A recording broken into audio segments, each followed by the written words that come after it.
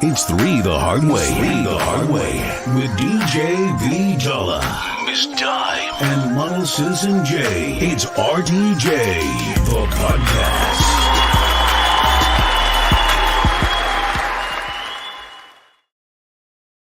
Hey.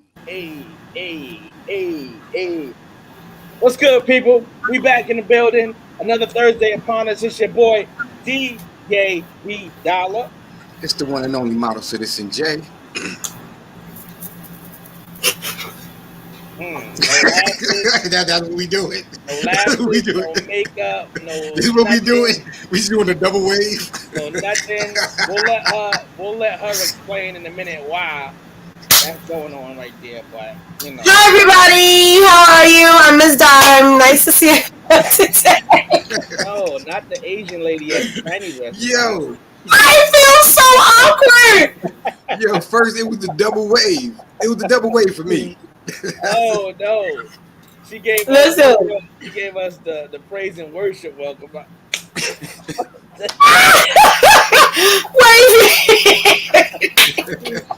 Oh my God. Y'all already see how things going already. That's Miss Dime, everybody down there. We're gonna go ahead and get in order. Take a few puffs of the hookah, then take a sip of her Kool-Aid, and she'll get right back into regular habits in just a second. Give her a moment, y'all. Y'all forgive me. I am my ass right now. Please forgive me. I'm so sorry. But nonetheless, Thursday is back. We in the building. It's RTJ the podcast all day, every day. Twice on Sunday. There you go. Y'all know how we do. We definitely be missing y'all, so we glad to be back. Great conversations on tap. Y'all know how we do. How's everybody's week been going so far? I mean, I'm gonna let Miss Dime set it off. Miss Dime, how your week been? I've been it's been going transitioning into a new job, thank God. Right. So yeah, I thought I was taking a break from school. They said, you're in trouble, your mother grabbed you by your collar. They said, get back here, homie. So I had to re-enroll, but I am taking an official break in September because it is a little overwhelming. So it'd be like that. Yeah. You're gonna get through though. You're gonna get through. Ain't nothing wrong with taking a break, man. Listen, there's a difference between stopping and doing nothing. You just stopping for a moment, catching your breath, and getting right back to it. Ain't nothing wrong with that. Right. A lot of breath, because my ass is tired. What about y'all though? How your weekend going? How your week going? Yo. I'm gonna let Miles and Jay take it from here. He's going over there. Look, you see the look. I'm cheap. Ear to ear. Listen, I just got back from a little trip to Myrtle Beach. You know, life was good. You know, I was kicking it out there, having a good time. Was it a vacation? Oh, all the way. Me and Boo love it. Now look. I said this I was talking to T, and clarify this for me. And if I'm wrong, I will say right now here on the show, live on air, that I'm wrong. Talk about it. But I said once you are in a committed relationship, it is no longer a vacation anymore, because I classify vacation as just somebody that you're talking to, opposed to your partner, your spouse. That's not bae no more. Now, am I wrong? I mean, very much so, because her name, I don't even say her name. Her name is Babe. That's it. I mean, she told me anything other than Babe, I know we're in a fight. We're having a fight. But see, you said Babe with the B-A-B-E. Babe, anything. When she describes me to people, she'd be like, cause Babe, X, Y, and Z, or I'd be like, cause Babe, X, Y, and Z. Anything else, I think we're in a fight. Well, then, I'm gonna go with Miss Dime's definition, and yes, it was definitely a vacation. It was boo loving, hugging, all that fly stuff. You know, overall it was a dope experience, man. It was good to get away, unwind. And Myrtle Beach, you was out there slapping butt. You was pumping in the club. Let's go. I'm not even gonna lie. I was in a helicopter, having a helicopter ride, Joe, having a good old time, and right on time. Journey family tapped in. Rebecca Green was good, family. Miss Green. Listen, Miss Green, because you came in right on time, because B Dollar's about to get me in trouble. Look, we grown up say, I'm just saying, brother, you're here, you know, y'all went to Myrtle Beach. I ain't go out there just to stroll on the beach holding hands. Listen, we was holding hands, frolicking in the water, yo. Not frolicking. Oh man. Oh, Miss Down got me with the school glasses right now. Right. On the edge of the nose. Come again. Like talk about it, young brother. we know about you. Let's see. Jay got what's that? Jay got standing in his hind parts. Yeah, that's what I'm saying. Model citizen Jay out there humping in the sand. Listen, all I'm gonna say, it was definitely some good vibes out there. You see the hat? You know what I'm saying? Look, all I know is let's be careful now. Let's be careful. You hear what my house sound like? Let's be careful. Yo, that's why I call you a lot. So this way I can hear the sound effects in the back and be like, yo, I cherish my peace. I cherish the silence. If you ever had a thought, call me. I'm just gonna put it on speakerphone and I'm gonna leave it right there. I love being Uncle Jay. Give me 2 to 5 hours. I'm in the mix. After that, I'm out. But yeah, how was your week, family? Man, I mean, it's moving, man. Can't complain. We out here working hard, trying to put things together. We trying to make RTJ the Brand ring off the way it's supposed to be ringing off. Respect the Journey Inc. to be ringing off the way it's supposed to be ringing off. So, sending emails, making it, getting meetings set up, talk to the people we need to talk to, get us in a position that we need to be. I believe we did shout this out last week, but I wanted to reiterate once again. Thank you, everybody that donated to the cause to help us raise the funds to acquire these jerseys for the team. Hopefully, they're not watching it live right now. The jerseys are in. I'm excited to reveal it to them, just to show them that all the hard work they've been putting in is well deserved. We're gonna have a little photo shoot set up for them so they can get their little professional picture look on and whatnot. I'm hyped for them, man. I'm hyped for this weekend. And to have that whole experience. Of course, we're going to document and have it on video so the world can see it. But that's what's up, man. I'm just excited. I'm excited for what's coming. I'm excited for things to come. That's where I'm at with it. Hey, respect, kid, respect. I love that. Look, speaking of which, you know how we trying to get fancy up here. So we're going to drop this quick word.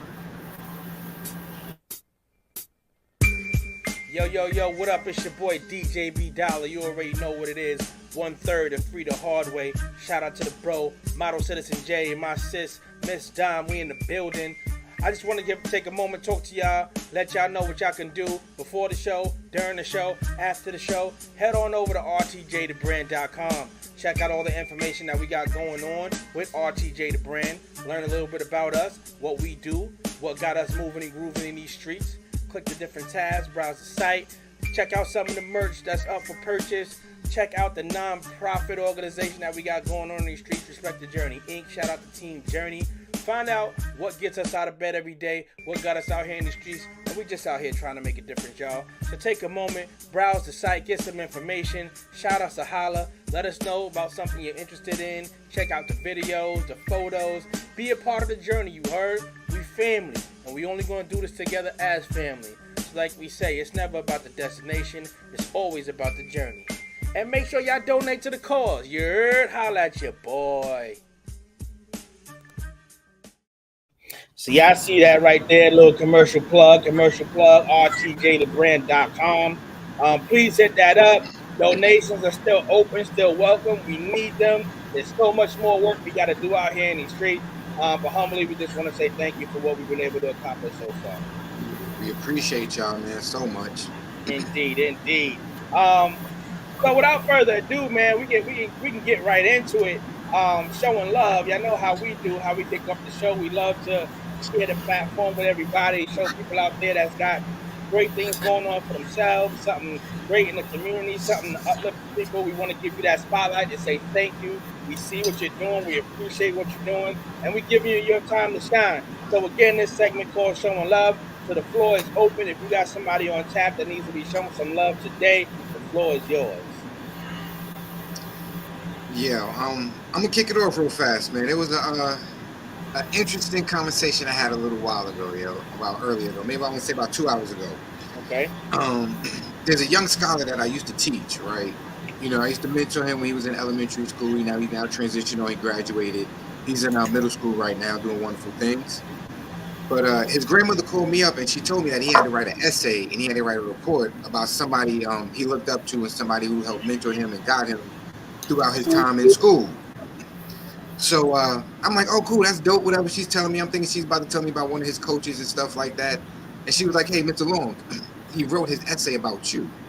And I was like, what do you mean he wrote it about me? She was like, nah, you're somebody who guided him and inspired him to be great and stuff like that. I was like, yo, hold up. I'm just a regular dude. It's not about me. You know what I'm saying? It's all about him. So she was like, no, I just want to say thank you. And when I get a copy of the letter, I'm going to make sure I give you a copy so you can have it, so you can see the wonderful things that he said about you. So I just want to show love to Maurice because that kid's a dope kid anyway. I'm going to tell you right now, look out for the young boy in a couple of years because he plays basketball, he plays football, and he's nice in baseball. The world is his. He's a young scholar off the field as well. He gets busy in the classroom. That's why I used to have to put him in a headlock a few times. Like, listen, you're nice on the court, but you got to be great off the field.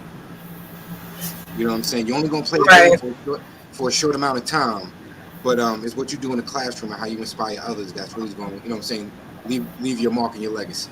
Right. So I just want to keep on letting him know that, yo, Mr. Long sees you. I appreciate your kind words, man, and just know I always love you. I got your back. And just know if you don't do right, I'm kicking your butt and your grandmother's going to let me. Right. I love that. I love that. That's so, there's nothing like when you work with kids with like your goal, not even the goal. Sometimes you're making an impact without even realizing it. And I think that a lot of people, like when I'm interviewing people to, come on board and work with the kids, and I'm like, what do you feel you can bring to the table? Why do you want to work with kids? What is your experience? And the things that come out of some people's mouths, a lot of people just do it for a check.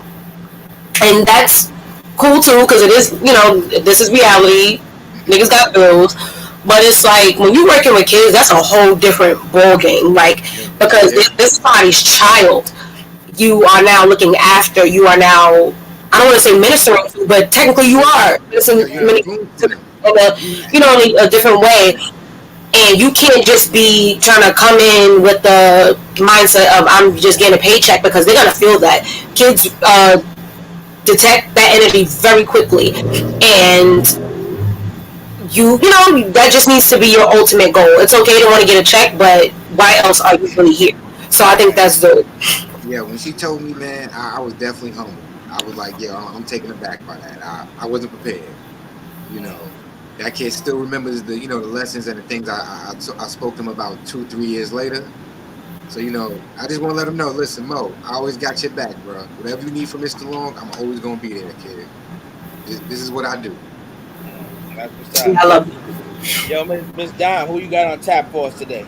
Real quick, I just want to shout out my homegirl. She is finally launching her YouTube channel. Fatima. It's called The Fash Lane. So make sure y'all go and subscribe. She is a makeup artist. Y'all see her in the comments sometimes. She was also a guest a couple of weeks ago. She beats faces down. If y'all look on my Instagram, I did a birthday photo shoot. That is her work. She is so good. So make sure y'all subscribe to that page and show her some love. Listen, and we're gonna run her back too, to bring her back up on here so she can promote her YouTube page, yo. That part. Now again, you said The Fash Lane. Yeah, so Fash, FASH Lane. Creative. That's creative. Yeah. Definitely show love to her. Yeah, we definitely gotta have her back on. Let her speak to it in depth a little bit, so we get people on and get those numbers up too. Journey fam, run it up, man. Do. Like, follow, subscribe, show her love. So I'm gonna show love, right, to this individual, and for a specific reason, right? And this was also a part of later on in the show with one of the discussions that we're gonna bring up a little bit later. But if you recall, when we were discussing the show P-Valley a couple of weeks ago, now we had the discussion about the episode that aired 2 weeks ago, with the man that did have the sex scene, and it kind of had the world in an uproar. And a chokehold. No, that was way too much for my pupils. You should have warned me beforehand because I wasn't ready or prepared for that. Even had some people go, you know what? I'm not even going to probably watch this show no more because that was just too much for me to handle. And I'm here to say, right, I too was one of those individuals that said, all right, where the hell is this show going right now? Because y'all doing a lot. I don't even remember what the storyline was about anymore. So I had to kind of tiptoe a little bit and see if I was really prepared to jump back into this show. Now, Ms. Dime, I asked you last week because I took a week off to get my bearings together. Say, how was the last week's episode? And you told me, you said, yo, the episode was fire. Best episode yet on this show. I said, cool. Told you. And I got to binge watch 2 episodes back to back. I'm going to let you know you was absolutely right. Told you. Especially on this last episode. The best. It touched the nerve, right? So it was only right that this week that I showed love to Mr. J. Alphonse Nicholson. So for everybody out there who don't know that is the gentleman that plays the character Lil Murder on the show. Okay? Not going to go into too much detail about it. Go check it out for yourself. Find out what's going on there. But for the scene that they did on the last episode, amazing, and the type of acting skills that it takes for what they had to portray on that screen, they better have an Oscar or something, Emmy or something. Has to, whatever it is, for that scene alone. Him and the other dude that played his friend T. Yeah, the one that played Big T. Yeah, I got nothing to say about. I never knew nothing about them before the show, and I'm looking down his list. He's been out for a few years now with his right. In a few projects, so he's not brand new. But to some of us, we didn't know who he was. There was actually a movie that I caught a few years ago. If I can pull it up real quick, he was in Self-Made, the Inspired Life by Madam C.J. Walker. That was definitely a good film that they did on YouTube, on Netflix. It was a miniseries. He was in there, they said. I don't even remember what his character was, but now I'm going to go back and rewatch it again. But nonetheless, yo, that is a talented brother. I got to shout him out double time as well because he's from New York, home team. Okay. Yo. You have one too, Rebecca? Yeah, I've heard Rebecca, this is why. Yeah, she definitely did point that out. yeah. Rebecca, this is why. I have one too. Theater. I majored in theater. Right. Please check out the guys' podcast. I do remember Rebecca bringing that up as well. Yes. Knowing what it takes to kind of go into that line of work with shit. Yeah, Rebecca, you might get a lot of conversation from us because there's some things that we got in common out here. But nonetheless, man, I just want to send kudos to him. Look, D-Dollar, you talking about it so much, I might have to watch it. Yo, listen, I'm going to be real with you. I know nothing about P-Valley. I'm gonna tell you. I'm gonna tell you with caution. Okay. Prepare yourself. Prepare myself. I gotta embrace myself for this. It is a good goddamn show. So I can't even front. But what I saw in that last episode, for the lengths they had to go to play those particular parts and roles. Time out. Can I just give a time out? Can I just give a quick shout out since we showing love? Yeah, shout out to Rebecca G from the Guys Podcast. You know, make sure y'all check them out every Wednesday. Y'all see the credentials right there. Don't play with her. You see the credentials. Got 2 degrees from Brooklyn College, theater and TV radio production. Yo. Shout out to you, Rebecca. That's why you Journey fan for life. It's crazy.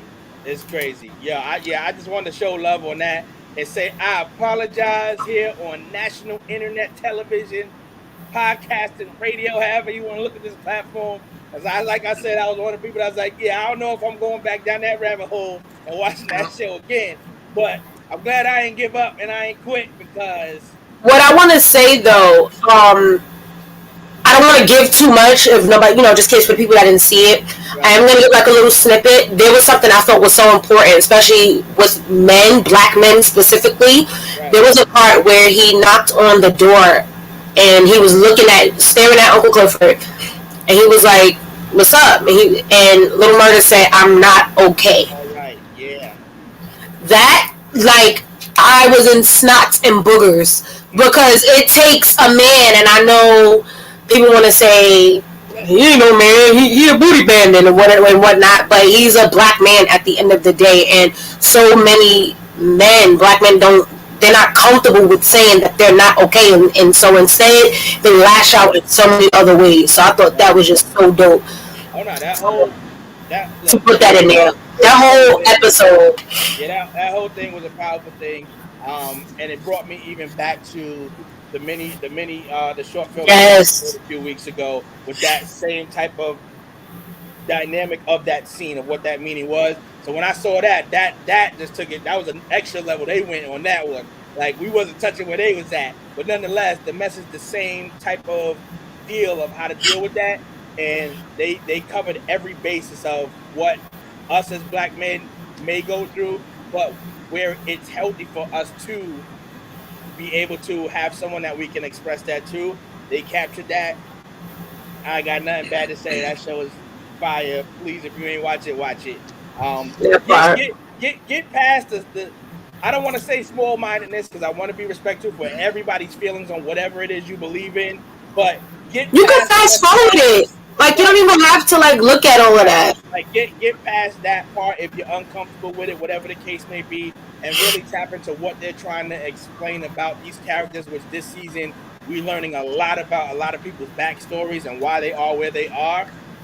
That show is fire. I got nothing bad to say. So I just wanted to give roses to the brother. He's very talented. Hopefully this opens up the doors for many, many, many other opportunities for him down the line. Well, a bunch of them on that show. But shout out to him, man. So yeah, that was my love this week. Listen, I don't know. I'm gonna tread with caution. I'm gonna try and watch it. I'm gonna tread with caution. I'm gonna say you safe though. You can watch it with wifey and be safe. So you know you feel like look, and if it become too much for you, you can just be like, look, she made me watch it. Just go with that. I'm gonna keep it real with you. I don't like scary movies, so I'm gonna treat it like a scary movie. I'm just gonna close my eyes. Stupid.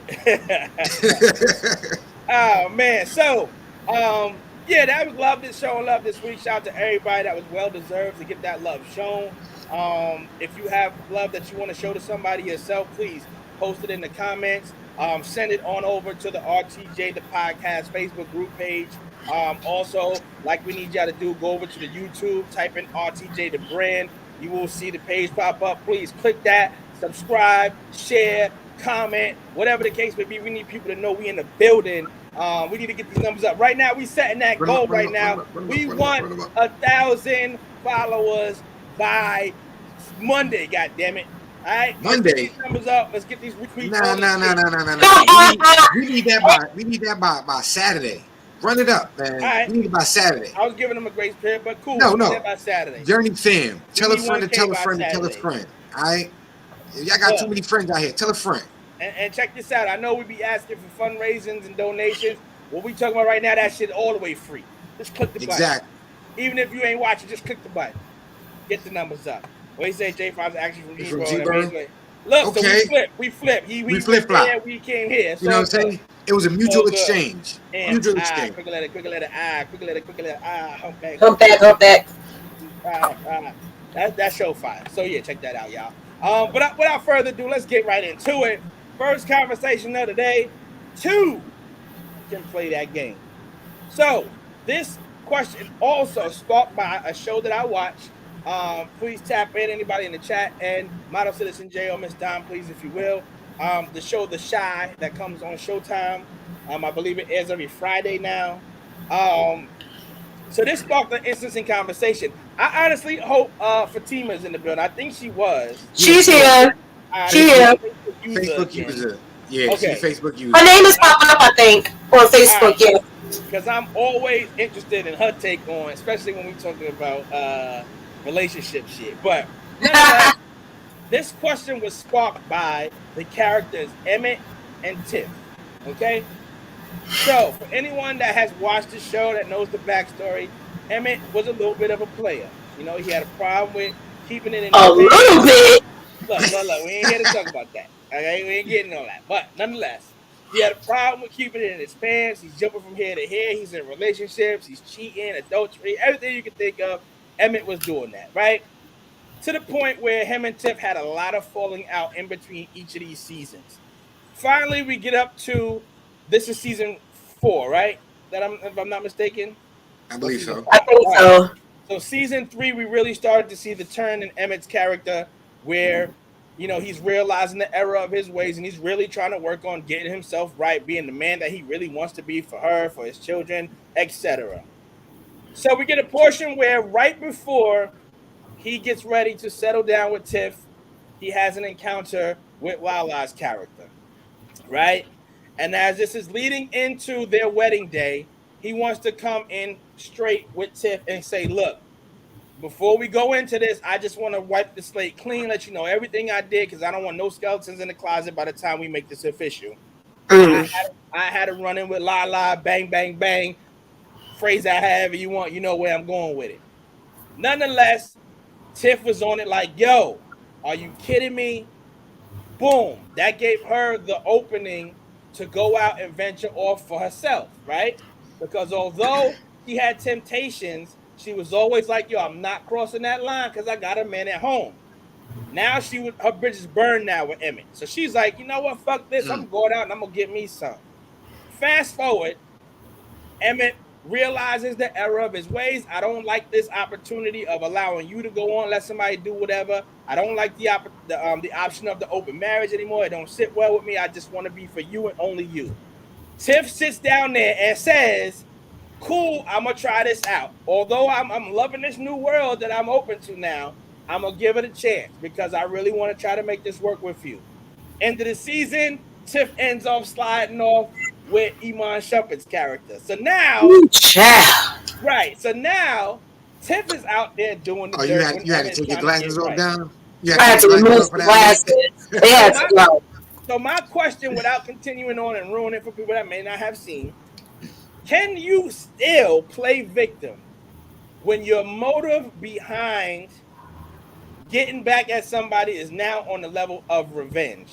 Because if she cried a blue moon about what Emmett was doing and you forgave him, and then when you're supposed to be on the page of getting things straight and correct, you now dip out and do the same. And now when anybody has something to say about what you're doing, your rebuttal is, but that's what Emmett was doing.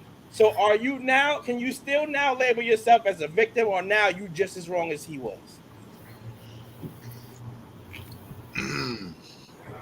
Go ahead, Jay. I mean, I see where she's coming from, but two wrongs don't make it right. So now she can't play victim. I guess she was probably tired of the BS and was like, yo, all right, I'm fed up. Came into a situation and did what she had to do. But she's definitely going to find, like Rebecca said, she's definitely going to find herself by herself. But she can't play victim, though. You can no longer play victim when you do the same thing that somebody did to you. Okay. And I don't know. That's all I can say on that one. Okay. What you got for it, Don? Me. Because she took the glasses off for this one, so you know it's going to be good. She looking to the left, she looking to the right. It's so crazy because I used to be told that this person just couldn't believe that I wasn't doing anything back for them after all the shit that they did to me. I made a conscious decision: if I'm going to forgive you, I'm not going to bring it up again, because then I didn't really forgive you if I'm going to keep talking about it. It's not really forgiveness. I'm just being bitter about the situation when I could have just left. That's number one. Number two, Tiff, she had some wrongdoings in the situation. However, if she hadn't made the choice to forgive him, then I can understand. Like, if it was just like, oh, nah, fine, I'm going to just do me, and this is going to be what it is. But she decided to forgive him and still marry him anyway. Move in with him and do all of this stuff, and then it was just like, I felt like a little part of her felt like she was missing something. Like, I didn't get to experience this, that, and the third, because I've been with this cheating ass man for all these years. Now I got some catching up to do, and now I want to go have fun. Right. And it's just a typical world of men not being able to handle what they dish out. Granted, he tried to make amends and make it right, and really stand by her, because he was really with, like, trying to fix his family. But it was just like, sometimes it's just a little bit too late. But she should have made the decision to go ahead and still be with him. Don't say, let's get married, let's do this, let's do that. And I think we should be open because I ain't got time to be worrying about if you go out and cheat on me. If you feel that way, then just leave. Right. Because there's a couple of things why I said I thought she was all the way wrong. All right. And in no way, shape, or form is that excusing Emmett's character for what he was doing. Because he definitely played himself 1,001%. All the way, right? There was a couple of things where I think she went wrong. Number one, if you're gonna forgive him, we can no longer keep hanging it over the head. Okay? Right. That's what I'm saying. She used it as an excuse. She missed all her whole days because she got pregnant mad early. So she had some catching up on some wholeness to do. And some women feel like that. That's why I always advise people, I want to be with this person. Did you hoe yet? Right. Did you get out there yet? Don't do it because you're going to get with this person. You might be tight. Get your sprinkle of your hoe out and then see if you can make it work. Right. Because my thing was, that's first and foremost. Like, if you're going to forgive me, you can't keep hanging it over my head. Because obviously you haven't forgiven me. That means you ain't forgive nobody. And there's nothing wrong with saying you don't because I did you dirty, right? The second thing was obviously her making that vow with him to say, not even so much to say, no, I'm done with the open relationship. I'm done with the stepping out. This motherfucker said, I'm going to try. That should have been a red flag for Emmett anyway. But that's neither here nor there. Her stepping out with Iman's character at the end of season 3, what we saw. But then it was the writing on the wall with the way she was moving, okay? So the first guy that she decided to slide out with was homie that she was selling the weed to, right? And when they had that conversation about her leaving Emmett to stay with him, homie looked at her and said, yo, we just here for a good time. I'm not the rebound. She was trying to be in a relationship with him. Right. He wasn't with it. And he deaded that, right? So and now, right. And what's his name want a relationship? And she hesitated. Right. Because I was like, that should have been your writing on the wall for one. Then you get into the conversation with Iman Shumpert's character, and he's telling you, I'm not with that open shit either. It's either you and me, or you need to let me know right now if that's not right. Yep. So my whole thing is, she's a confused individual because if you was fighting Emmett to be the one and only, and he wasn't going to give you that, you step out, you come in contact now with a nigga that want to be the one and only, but you're still talking about I want to step out, then what the hell were you complaining for anyway? Because you just want a hoe. She's late in the game. She want to be a hoe, and it's fine. I'm pro hoe. I have nothing against a hoe. And I didn't want to say hoe. I take that term back. We just use it so loosely. But she want to explore her world. So there's nothing wrong with that. But it's like you was looking for that from one person. Then you didn't get it, and then somebody trying to give it to you. Now you run it. And I think that's because she's not used to it. She's used to somebody that played her for so many years, and she was so in love with him, had a baby by him. He had all these goddamn kids, and it was just like, damn, how are we about to do this? Because I'm not used to that. And I get it. There might be some scaredness in her mixed with somebody who just still want to have some fun. Right. And it's so crazy because, like I said, everything that she was complaining about to get, he's offering you that, right? Yo, my man is just for you. That box is just for me.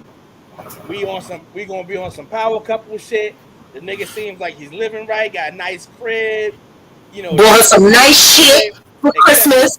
Accepting the kids, went out and splurged on some shit on you. Like, that's what you've been looking for, but yet you're still talking about, well, why are you not open to variety? So, like, I'm confused. Make it make sense, girl. I got a question though. So, let's say, okay, so Dolly, you're married. Hypothetically, T, don't kill me. Hypothetically, that was the situation. You being a bigamist, doing whatever you want to do. Mm-hmm. I got married. Now T decides, listen, let's be open. Right. How would you approach that situation? Like, how would you feel? Because I also had a question for you too, Jay. Number one, I couldn't do it. Y'all already see my beef every week with the Rose. So let alone to be another man, that ain't flying. Yeah. I can't do that. Hello, Rosie ain't never heard nobody. And in my personal opinion, and this is strictly just the way I feel on it, that I definitely think even if it's cheating or if it's an open marriage, just the thought of another man having a relationship with my woman, I don't think men can handle that better than women can handle that. And it is a shot to our ego. It is a shot to a lot of things other than just the act in itself that we're not built to be able to handle that. And I wouldn't be able to go down. And we all? I think y'all can handle it better. Yeah. You know why? Because women. Can. Wait. I'm gonna tell you why they can handle it better. Because women are taught how to process emotions better than men. Men are never taught how to process emotions. That's like a skill we have to learn later on in life. Look, and y'all may go the extra yard. And I'm not saying it's fair for women. But that emotional shit. Oh, I'm going all the way down to 10. I'm with B Dollar. I'm co-signing. Ain't nothing opening but me opening doors for my lady. That's about it. Ain't no open relationship. I'm opening doors, and that's about it. Everything else is closed. Like honestly, to me, what is open relationship? Like we should take the relationship shit out of there. If you want to run out and do your thing, and that means we just friends with benefits. That's not. Yeah, to me, that's not a relationship. There's no. I don't care how you try to break down the rules of how that works. A relationship is me and you, not me, you, him, her. That's not. But that's the thing. We cannot handle it well. Like that's why. So you got a comment here. I don't know why all our comments are not loading. So I'm on my live as well. You got somebody saying, have you ever watched Snapped? Deadly Women? We cannot handle it well. Legit. There's niggas getting chopped up out here for cheating.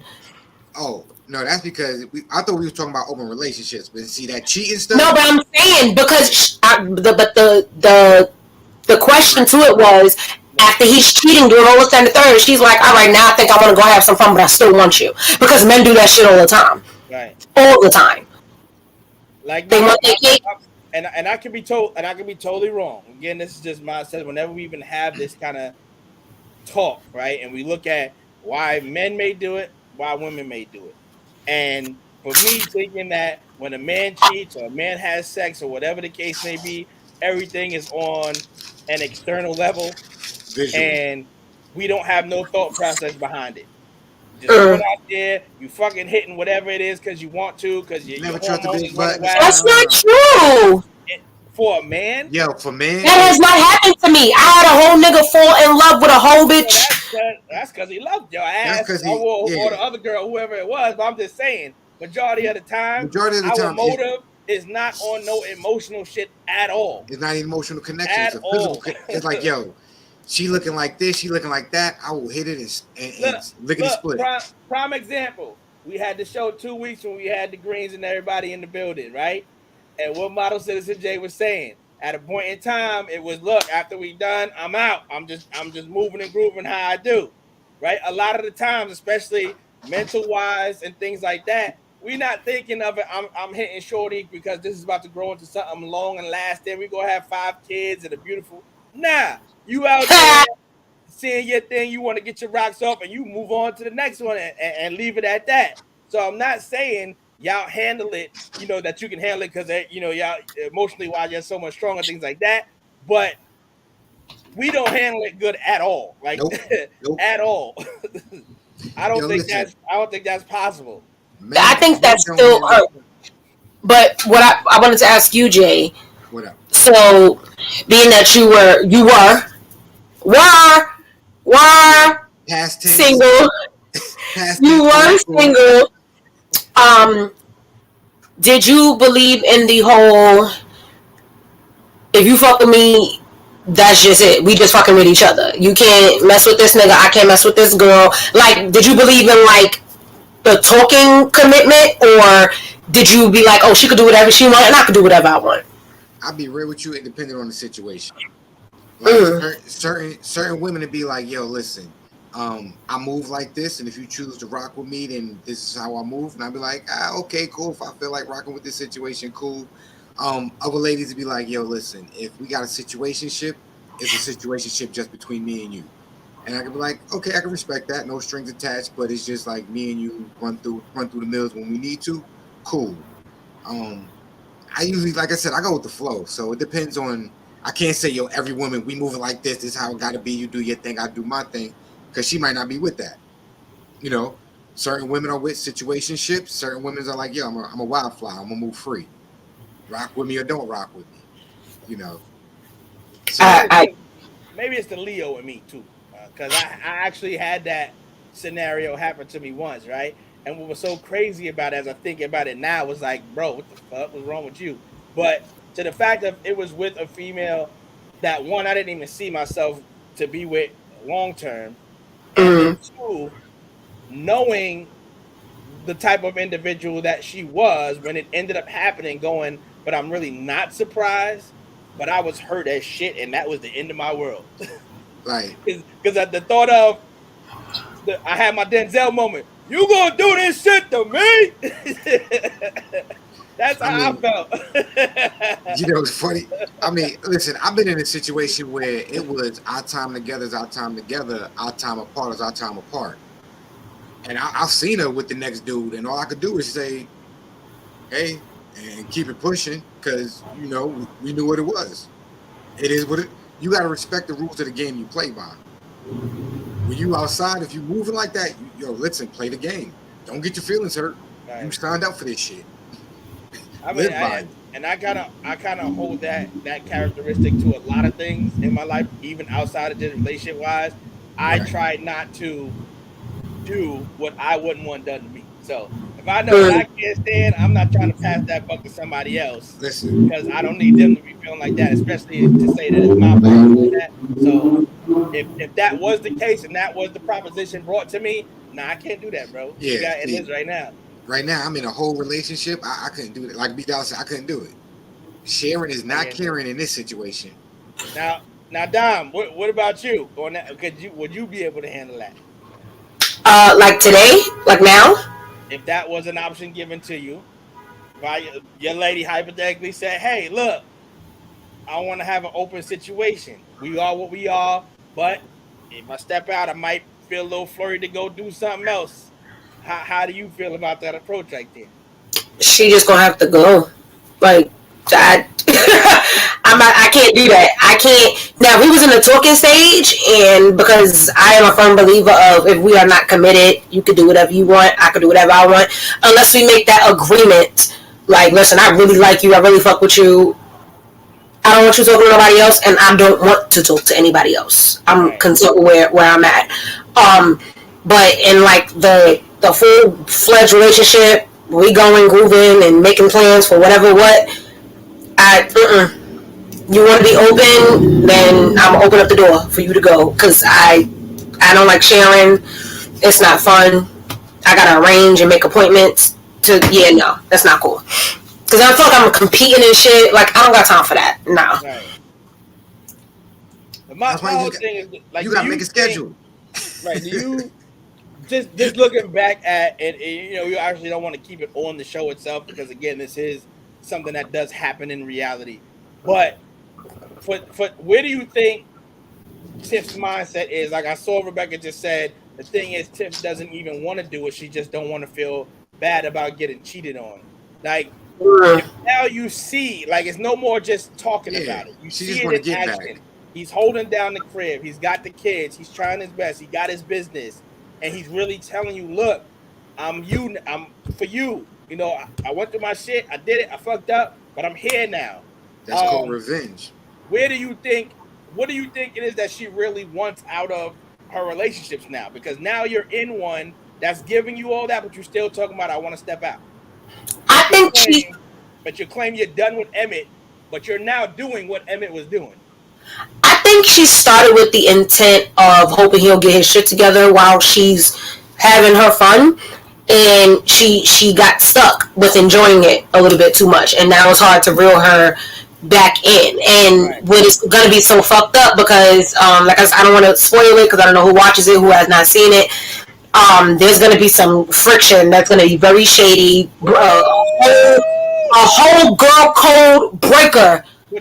Which I'm all for that, because I'd rather homegirl anyway, but Like, this is the epitome of fucked up girl code. However, that is also, but this is another conversation for another day. Bitches really, some girls really don't like nice guys, like at all. Some people just really like dogs, and it's weird because this person had an amazing guy, amazing, willing to accept her son, her trauma, and all of this foolery, and whatever. But yeah, and it's gonna be too late because now she's gonna be like, oh shit, he's turning into the person that I wanted to be with him. Because I think when women do stuff like that, it's like, damn, I want this situation, but I want it with the person that I just want to act right. Like, damn, I just want this person to just be who I want them to be, and it's like it wasn't happening, and now he's turning into that when she made that decision to bounce. Right. And now it's going to be too late to even go back and try to get him. But it's like, girl, you don't even need to do all of that because you got what you wanted, but with somebody else. Right. It was just that you wasn't trying to stick around. And what's so crazy is he still wants her though, right? That's the bug down. Right. He was like, I'm not at my mom's house anymore. He's still like, when you moving back in, so he still wants her. But the point I also wanted to make when I was going down the shit that she did wrong, it was also when they went to that goddamn swingers party, and she asked her friends, yo, how does your marriage seem like it's going so well? Like, what's the secret? And they was like, hey, open this. We speak about it. Speak about this with your partner. See if he's open to it. And that's how you have it with that communication. But I was like, I think your first bad move was asking somebody else because that's what works in their house. Doesn't mean right. It works in their house. Exactly. But also, did you see like when he was having a dream about this certain someone? Right. She said to him, I hope you was dreaming about me. Like, girl, make up your mind. If you're going to go, go. You have every right to not want to stick around and wait for him to turn into, like, you earned that right. He did you dirty. Okay. Here go the crazy shit too, right? Because if, again, for everyone that was following each season, now, and correct me if I was wrong, if I had the dynamic of it wrong, was he with Tiff and he was also cheating with Homegirl while he was with Tiff, or was he with Homegirl first and then back to Tiff? Yeah, because him and Tiff wasn't really together. They made a decision to actually try. He was fucking with Keisha first, yes. Yeah. All right. So because on some G shit, I would be like, look, if that's what ends up happening, homie is really about to get it back with goddamn, might as well say his best friend. Like, that's some soulmate type shit. So like they really became best friends, like legit. Right. So yeah, I don't know. Tiff always out. That's girl code though, cause you hanging out with this girl, she's greasing your scalp and shit, burping your son, doing too fucking much, and then you gonna go and kiss her husband? But here's the thing though, right? Well, first they divorced right now, so no more husband. But listen to this though. You saying girl code, which I agree, right? Because first of all they hated each other. I don't even know when they started hanging out. I guess when she got pregnant or whatever the case may be. But, yeah, after she came home when they found her. So my thing was, it's girl code between y'all, but again, Emmett and Keisha have a level of friendship that would be deemed something that him and Tiff don't even have. So it's like, where would Keisha lie in that? Because I'm damn near best friends with this nigga, and I'm kicking it with homegirl because she was there for me through my trauma, but he was also there for me through my trauma too. So like, where does the line get drawn about girl code and all this other shit? It's giving Tiff is hanging out with every bitch he ever fucked at this point. Lala, Keisha, like what the fuck? She trying to get the scoop and see why he smashed him. Like, she know why he smashed it. It's word around the whole fucking shot that his penis good. What more do y'all need? I wish we could see these comments over here. I'm not sure why, but Fatima, she's an idiot. Give me an open one ASAP. We ain't messing with you because you just out of control here. But yo, if you had to vote, right? If you had to choose, by the time this show is over, which I hope this show runs forever, who you voting for? Keisha? Are you voting for Tiff for them to get that right? Or is Emmett going to just go back to his old ways? I'm going to put it in the thing right now, and they'll like it. I'm voting Keisha. Keisha. I'm team Keisha. Team Keisha on this. Yeah. All right. So just like the comment, y'all, I put it in the chat. I put it in the comments on Facebook. Who do y'all prefer, Keisha or Tiff? Yeah, I'm going team Keisha. I'm just a girl code person. Like, word. And then Emma's parents, that's some funny ass shit too. No, that pissed me off. That man nursed you back to health, you mother. Look, the heart want what the heart want. That's why. Don't say that, because I heard somebody say that shit to me before, and they almost ended up with a bullet. I don't play those games. I don't play those games. You can't fight the heart, bro. It want what it want. It don't matter. We done seen that situation too many times. You're thinking with this. You're not thinking with this, and you're thinking with this. Oh, snap. Big Bree in the house. Bria, who you voting for, Keisha or Tiff? Who is better for Emmett? I don't think she watched the show. I don't think she watched it. So you know what? I'm gonna need you to watch the show. We're gonna vote for her. We're gonna vote for her. She gonna pick Keisha. So we got one Keisha, we got one Tiff. Nah, Fatima talk about some Tiff. See, Fatima just like to be different. Yeah. She like to be messy. Me and Fatima gonna fight because she just gonna be different. That Oprah shit. Fatima, you choosing the op? You choosing the op? Yo, somebody take Fatima phone. Fatima, I'm usually be rocking with you. She don't watch it though. Fatima don't watch it either. She don't watch it either. Yeah. If you're gonna open up this shop with all your products and your services, I'm gonna need you to have the shop playing in the shop. But people got to get what they deserve, right? Emmett, I think Emmett deserves Keisha. That's what I think. Yep. That's why I truly think. Word to mother. And I hope the parents get back together. That's that OG love. I do not. Son, I'm not going to have dude that I was in high school banging my moms. That's not happening. He was okay with it. He got the fuck over it. Nah, he had to deal with it because I'm going to do what she want to do. But that man took care of her. Like, the way he treated her, oh my God. He's supposed to. You goddamn masseuse. That's what I'm paying you for, goddamn it. You're supposed to nurse me back. They got to get the fuck out. My nigga back in here with the 1986 Bluetooth. He in here. He rubbed my feet. He fixed my shower. That's my baby daddy. She going back home. What's up? He's also everybody else's baby daddy. Look, first of all, I want to know what happened to Lala's character. Like, how she just... He's coming back. Okay. But where's she at now? I saw her filming. She's probably just not in these scenes. I'm gonna need her to bring her back. Because that just like, it got to balance out a little bit. We got to add her element back in there, too. And then, maybe her Emma get back in it until him and Keisha get back. I don't want her with Darnell. I'm so sorry about it. Yo, he's funny as shit, though. He's funny. He pussy. He pussy. Nah, he did get snuffed in his own crib, though. And that man, he's mad funny, but he's pussy. That man is funny. How my man said, wait a minute, you lucky I ain't found my Bluetooth. He said, "For my Bluetooth is on."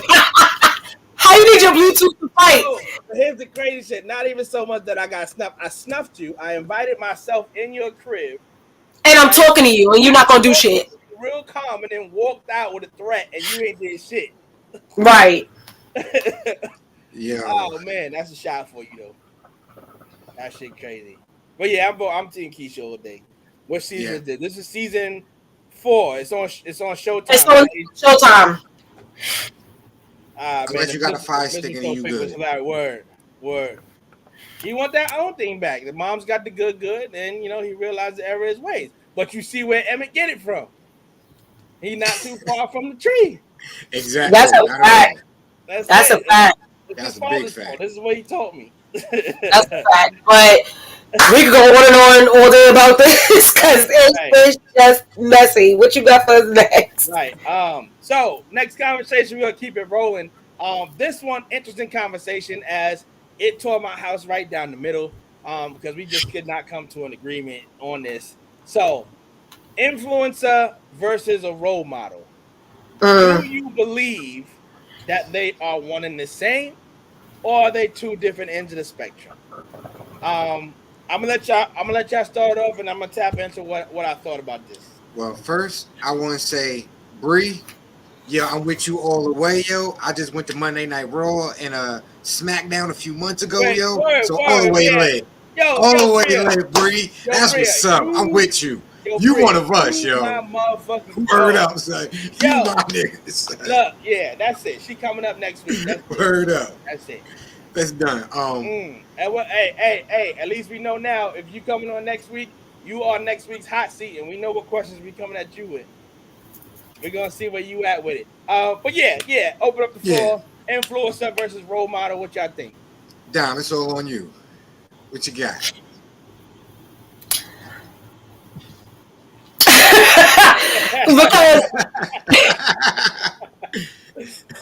because I'm thinking about it.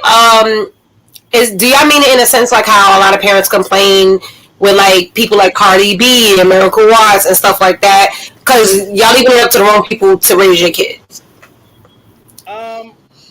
If we in a sense like that, I would say like let me throw this out there. I'm not gonna go to the. Let me just start where my mindset was. And we went as far as even pulling up the dictionary definition of both. But I said, to me, an influencer is somebody that's basically doing something or telling you something that you just follow off rip. This is what they said is good, whatever. This is what I'm rolling with. Yeah, like the flat tummy teas and shit. Right. Yeah. Like a role model is someone that exuberates positivity, and I want to emulate that individual. I want to be in a space where I can be considered just as important or just as good as that person. Not necessarily following them, but having a blueprint for how someone should be moving, right? And I make my own assessment on that based off of what I'm seeing from this, opposed to somebody just telling me this is what it is and I just go do that. I think an influencer is a follower, to put it in layman's terms. That's how I view it. So that's where it posed this question here, because T, I love you to death. She said they both can be one and the same. It can go both ways with either side, so she thinks it's the same. It can. What? Yeah, in my opinion, I'm a little bit on your side, B Dollar, because I think influencers sometimes they do it for notoriety. They do it for the check. They do it to try to get others, like you said, to follow them, or to try to get other brands to buy into them so they can market something or they can sell something. A role model, they might just be doing it just to be doing it. It may come from, it just comes from who they are, their personality. Unfortunately, Marilyn Manson was somebody's role model, but he was being himself. No, because that's what T said. You know, he was somebody. Yeah. He might have been somebody's role model, but yet and still, he was himself. He wasn't trying to influence somebody to do what he was doing. This is who I am. If you choose to follow me, okay. An influencer, follow me. I want you to be like me. Watch what I'm doing. T, you need a mic, you say, huh? On that note, Dom, what you talking about? Come and influence that ass. Lord Jesus. The comments wait. I gotta put my disclaimer out. The comments made by B Dollar do not reflect me or Miss Dom at this current moment in time. It might reflect me. I do that type of time sometimes too. It might reflect me. It might reflect me a smidgen. But a role model is like I said, it's someone who is just they just embody something that you just want to look up to and something that you just want to be like without even realizing it sometimes. Like they're just doing it. Like what's her name? Tabitha Brown, I think. I think that's her name. Like somebody like her, Angela Bassett. Like to me, like those are role models. They just exude that type of positivity and those type of mannerisms without even trying. Just off talking and the things that they say, they don't even have to post anything half the damn time. If they give a speech somewhere after winning an award, that is like, that's a freaking role model. Like that's somebody I want to be. But the people that's telling me to drink flat tummy teas when they went and laid on a table and like stuff like that is just like you're just telling me to do that because you're getting a check. You're not really trying to influence me to do a goddamn thing. And like T, and it's respectable to your opinion on that, right? But just from that example that Dime just gave just now, someone like that's pushing tummy tea, right? Half of us would be like, look, just take your ass to the gym and put the work in. You don't need surgery. You don't need tummy tuck tea. You don't need none of that shit, right? Yep. I'm trying to influence you guys and look, let's take the easy way. Let's just do this, and that's what it is, because it may not even work for everybody. Opposed to the role model might tell you, take your ass to the gym. And that's a fact. And go put the work in. So the fact that an influencer can play both sides, then it's not the same thing, because that role model is one thing. It is a positive individual, and that's it. There is no two ways of the coin on that. Agreed. And 9 times out of 10, a role model is usually reflecting off their own experience. An influencer is usually just going off something that they feel is hot for the moment. Right. Yes, it's scripted without being scripted. Like, exactly. It's their job to tell you what's hot or what to do at that very moment. Because next week is going to be something else that might not even be their brand. Versus how I said somebody else, this is their brand, positivity, optimism, and all these things. That's what they just exude. That's their brand. Y'all gonna have me had to lock the influencers. They switch up every other week. Blink twice if you need help. Oh man, I'm safe right now. Door lock. you remember the movie The Shining? Yo, Fatima says their job is to influence purchases, style, and things like that. Yeah, I just think the role model allows you to make up your own mind. Influencer is somebody that's just basically telling you what to do and you go do it. And that's not a role model to me. That part. That's how I think. T, I win. I don't care. I win. What you got? Listen, he gonna win a black eye. I'm already black. You ain't even gonna see it. What you got next, was? I hate you. What you got next, was? I hate you. Oh man, so let's jump into it. Let's have a little fun with it. This is one of our favorites, and it go a little something like.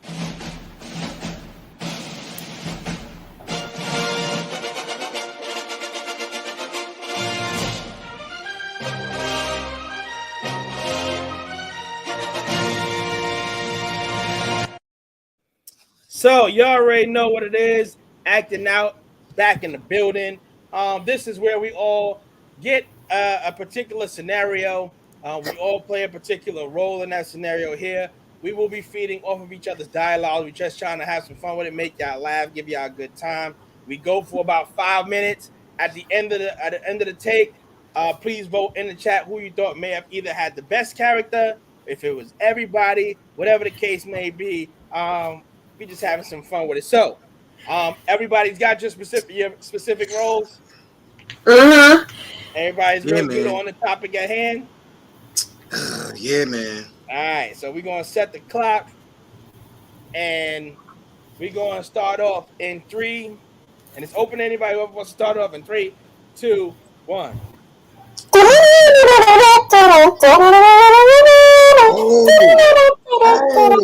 where my money at? Mama! Mr. Salty coming! No, he's right there. Oh my God! Let me get $1, Ma. I need my chili Cheetos. Here you go. Hurry up. You're going too fast. Oh my God. Yo, Mr. Softy. Yo, Doughboy. Excuse me. I hate this fat dude. I'm making oh, this fat dude get on my nerves. Yo. Oh, I swear. I'm not chasing him. I'm not chasing him. Dom, get the bike. Get the bike. I'm not chasing him. Yo, get the bike. Get the bike. They're going to stand there for a little while. I swear. They're run their little asses down here. Yo, look at the thick one. Look at the thick one. I can't stand him. Excuse me. The other one looks tired. They both tired. Excuse me. I know you heard me. What y'all I know you heard me call you. What? Can I? Cheetos. What? I want my chili Cheetos. Ain't got no damn chili Cheetos. What the hell is chili Cheetos? You skipping me. I'm sorry, but you see me running. You wasn't running as fast as me. Can I have chocolate with sprinkles on a double cone with extra chocolate? Hold up. You're on the mad long. Hold on. Your order mad big. Yo, hold on. Yo, son, let me get. You ain't got my chili Cheetos. Let me get some sour cream and onion. Let me get some sour cream and onion. Let me get some now and laters. Look, now I'm gonna make Son, run another block. Son, I will hang on the side of the truck. Don't play with me. I want my now and laters. You go ahead, hang on. You know my brother, right? I just want my ice cream. He don't even have no monies. Brother Raheem. What you want again? I want my now and laters. I ain't talking to you. You girl, what you want? Matter of fact, I'm about to stab your tire.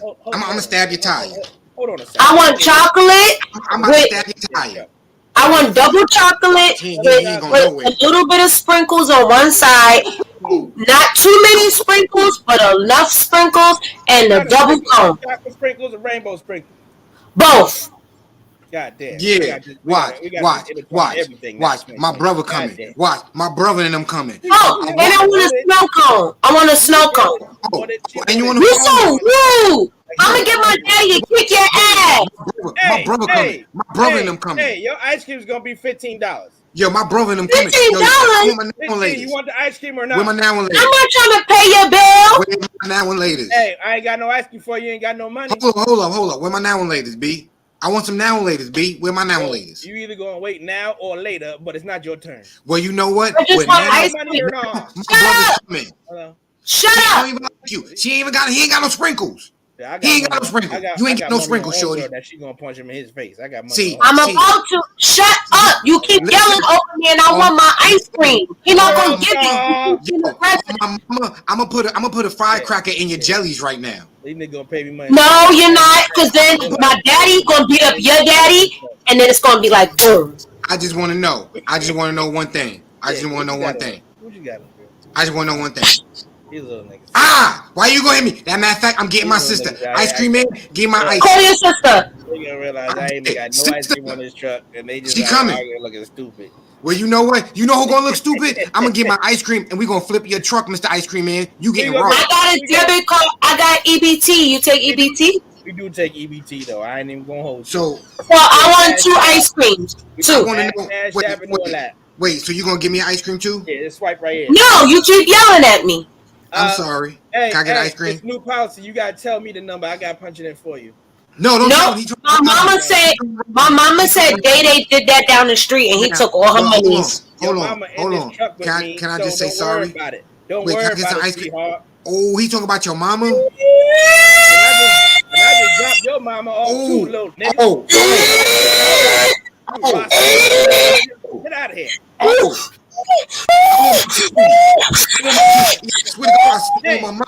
Hey, Junior, you know why you ain't got no money for the ice cream truck? Because I ain't pay your mama child support this month. I'm out. I hate him. Yo, that's time. I hate him.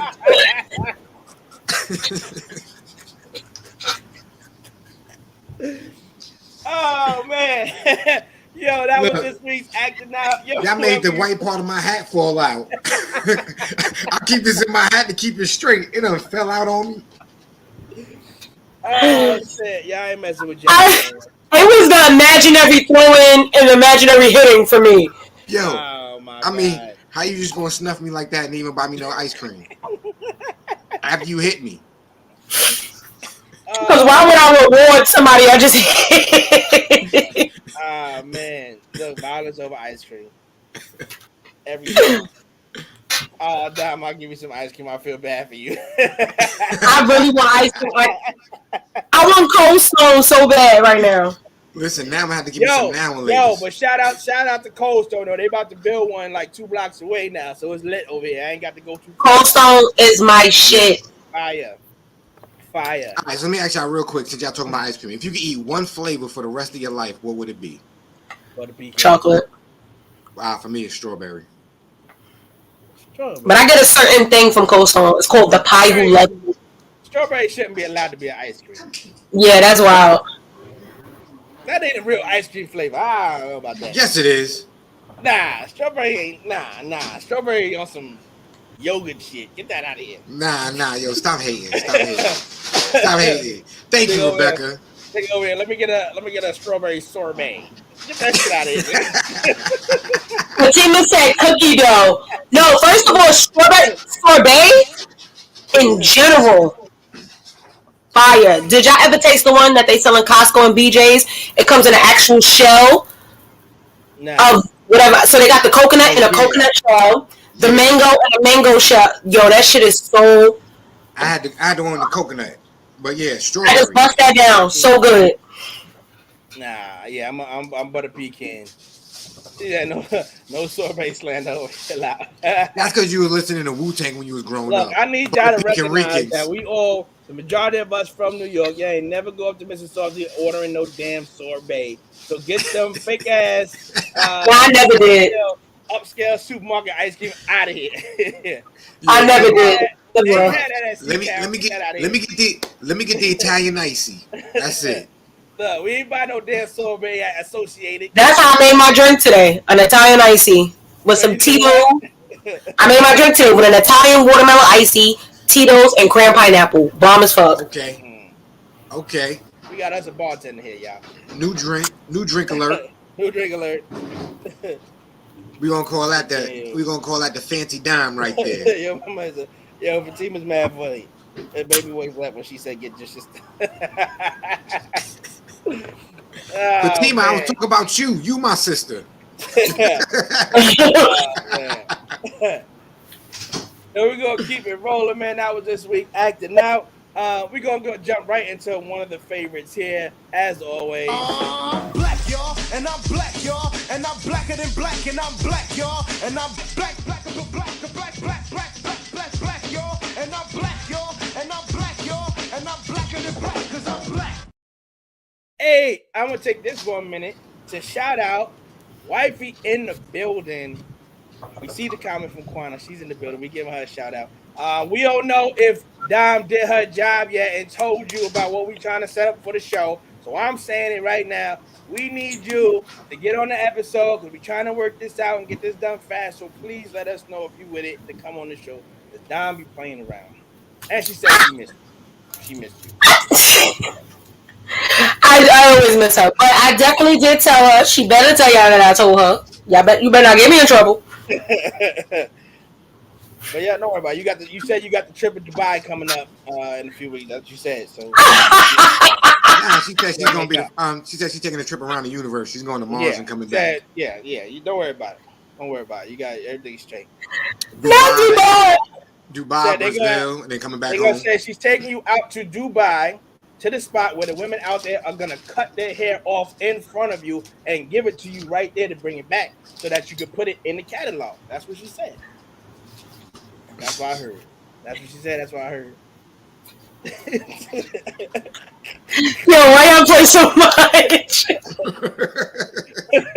Yo, I'm crying. Only the finest of bundles for you. That would be dope, though. I would love to do that. If they really do that, I would bet take her to do that. If you pull that off and you document that shit, I quit my marriage because I just can't keep it. Nope. Nothing I can do at that point. See, at that point, I'm gonna hire her as my wedding manager. From the people, I can't compete with that. Babe, you want to go to Dubai? I'm gonna look into that. Anything with my baby, I wouldn't do that. If I could get it, we're gonna do it. I am gonna tell you this though, Quana. If y'all keep going on all these extravagant vacations, I'm coming with y'all. I'm just letting you know that right now. Third wheel like a motherfucker. Wait. You mean fourth? Because I'm coming too. I'm gonna mind my business though. You ain't gotta worry about me. You're gonna see me 2 times. Only time you're gonna see me is at the airport. That's it. Oh man. We taking off. You can sound my business. You ain't gonna see me after we land. I'm out. Yo, as soon as we land, you're gonna be like, where Model Citizen J go? I don't know. Don't do that. They I'm women crying. What you said? Don't do that. They making women human porta potties. Wait, who's doing that? Wait, what happened now? Wait. I don't know. That's wild. Yo, here go Fatima with that off-the-wall information. She's always dropping some shit and then leaving. What are you doing, bro? Because you know why? Because Dubai is they bugging in Dubai. They do. She right. See, I ain't gonna front. What's that? Yeah, tell me that story. I'm gonna put you in the. And your wife said you're not leaving, huh? Yeah. Oh no, she coming too. See, in Dubai, they got a thing for they got a thing for black girls out there, like the sheiks and all the rich dudes. So they will really make a proposal to you, like, yo, I'll give you like, you know, 20 million for one night with your wife, but you got to sign a non-disclosure agreement. And when you sign that, they might do some wild, crazy stuff to you. Like, yeah, they crazy. Like, they crazy. Like, so they just shitting and pissing? Yo, T, we done struggled long enough. Yeah, that's a whole nother topic for another day. I got to do my research on that. Yeah, trust me. Matter of fact, later on, I'm going to send you something in the group chat, and you're going to be like, roll the clips. What's that? Are they killing people? Like, are they taking it? They not killing nobody, but they gonna do something to you that you're gonna need a lot of therapy after you finish. Like, you gonna we gotta do some research. We gotta do some research. Yo, Dom, you was at the wedding. They did say for better or for worse, and we did struggle long enough. I was there. I definitely witnessed that one. Look, T, I love you, T. 20 mil though, yo. That's everything we talked about, girl. Nah, I'm not giving my baby up for 20 mil. I'm sorry. Yeah, we're not even joking about that. That's wild crazy if niggas out there doing that shit. Yeah, they wild. That shit look wild. Damn, 20 mil. One girl refused and they said she stole a watch and they got her arrested. Keep me away. Yeah, so we gotta find some work to do. She said ain't no 20 mil, way less than that. Yeah, but it's not gonna go through. That's crazy. Alright, so we're not going to Dubai. We gotta find somewhere else to go.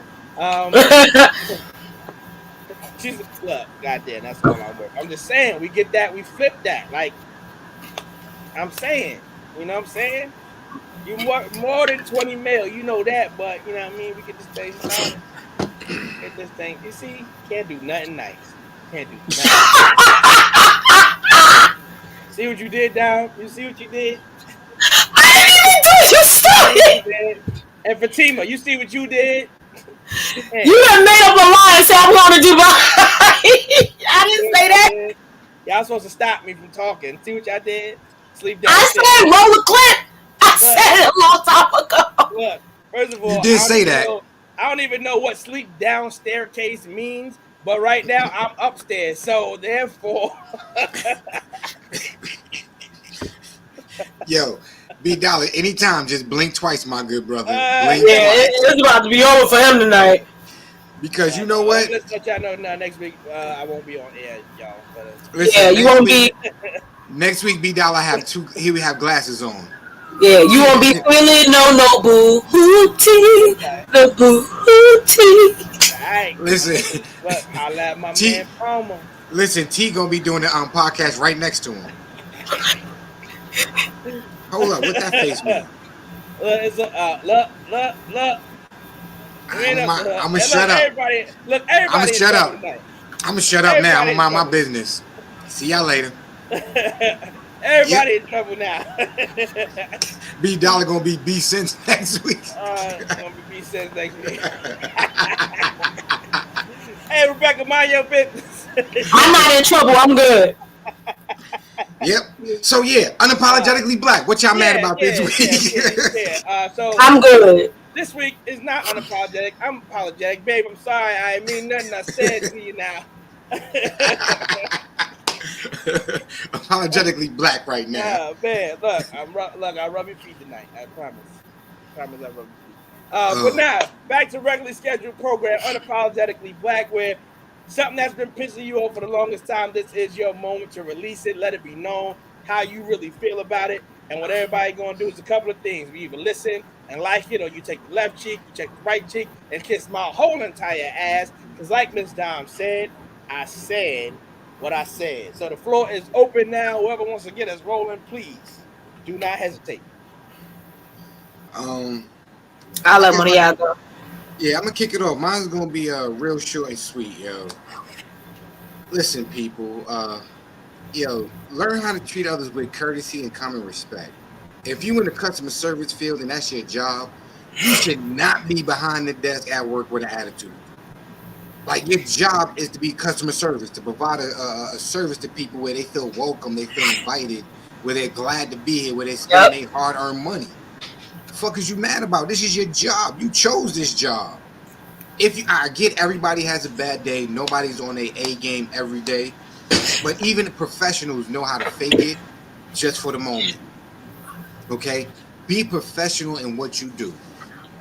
Second, because I got a twofer that's going to be real quick. Hey. People, family, check your kids. Teach your kids how to have proper respect and mannerisms when they're out in public. Don't have your child running all around willy-nilly, and when somebody bumps into them or they trip over somebody or they hit somebody, teach them to say, excuse me, sorry. You know what I'm saying? Like, just have common manners, okay? Like, put these goddamn phones down and teach your kids how to interact in society so when things happen, they know how to move. Like, y'all people are just weird out here, yo. And that's just my rant, man. That's it. Just customer service, be on point, do your job. Parents, be parents, raise your kids. Don't let the internet raise your child because they don't have no manners, man. Y'all niggas is goofy. It's Dom. Who rubbing you the wrong way? I just want to say, like, when it comes to friendships, specifically, I shouldn't have to teach you how to be my friend. I shouldn't have to teach you how to fuck with me. You shouldn't have to teach me how to be your friend, teach you how to fuck with me. I don't have to constantly remind you of your wrongdoings. And I don't want the saying, yes, we should be able to check each other and, you know, when the time counts. But when you constantly do some fucked up stuff, I shouldn't have to keep telling you, hey, what you did was fucked up, because you know what you did was fucked up, especially if you know how this friendship works. So don't act surprised when I cut you off. That's what's getting me, the oblivious, oh, what? Really? What happened? Like, stop it. I don't want to, that's what I'm unapologetic about. Not caring about who I cut off because I gave you too many warnings. That's just it. It is what it is. That's friends, family. That's for everybody. Yo, you outgrow people. It is what it is. Hey, listen, the higher you go down, the smaller it's gonna get, kid. You on your Hello. Shit, I hope I get a little smaller.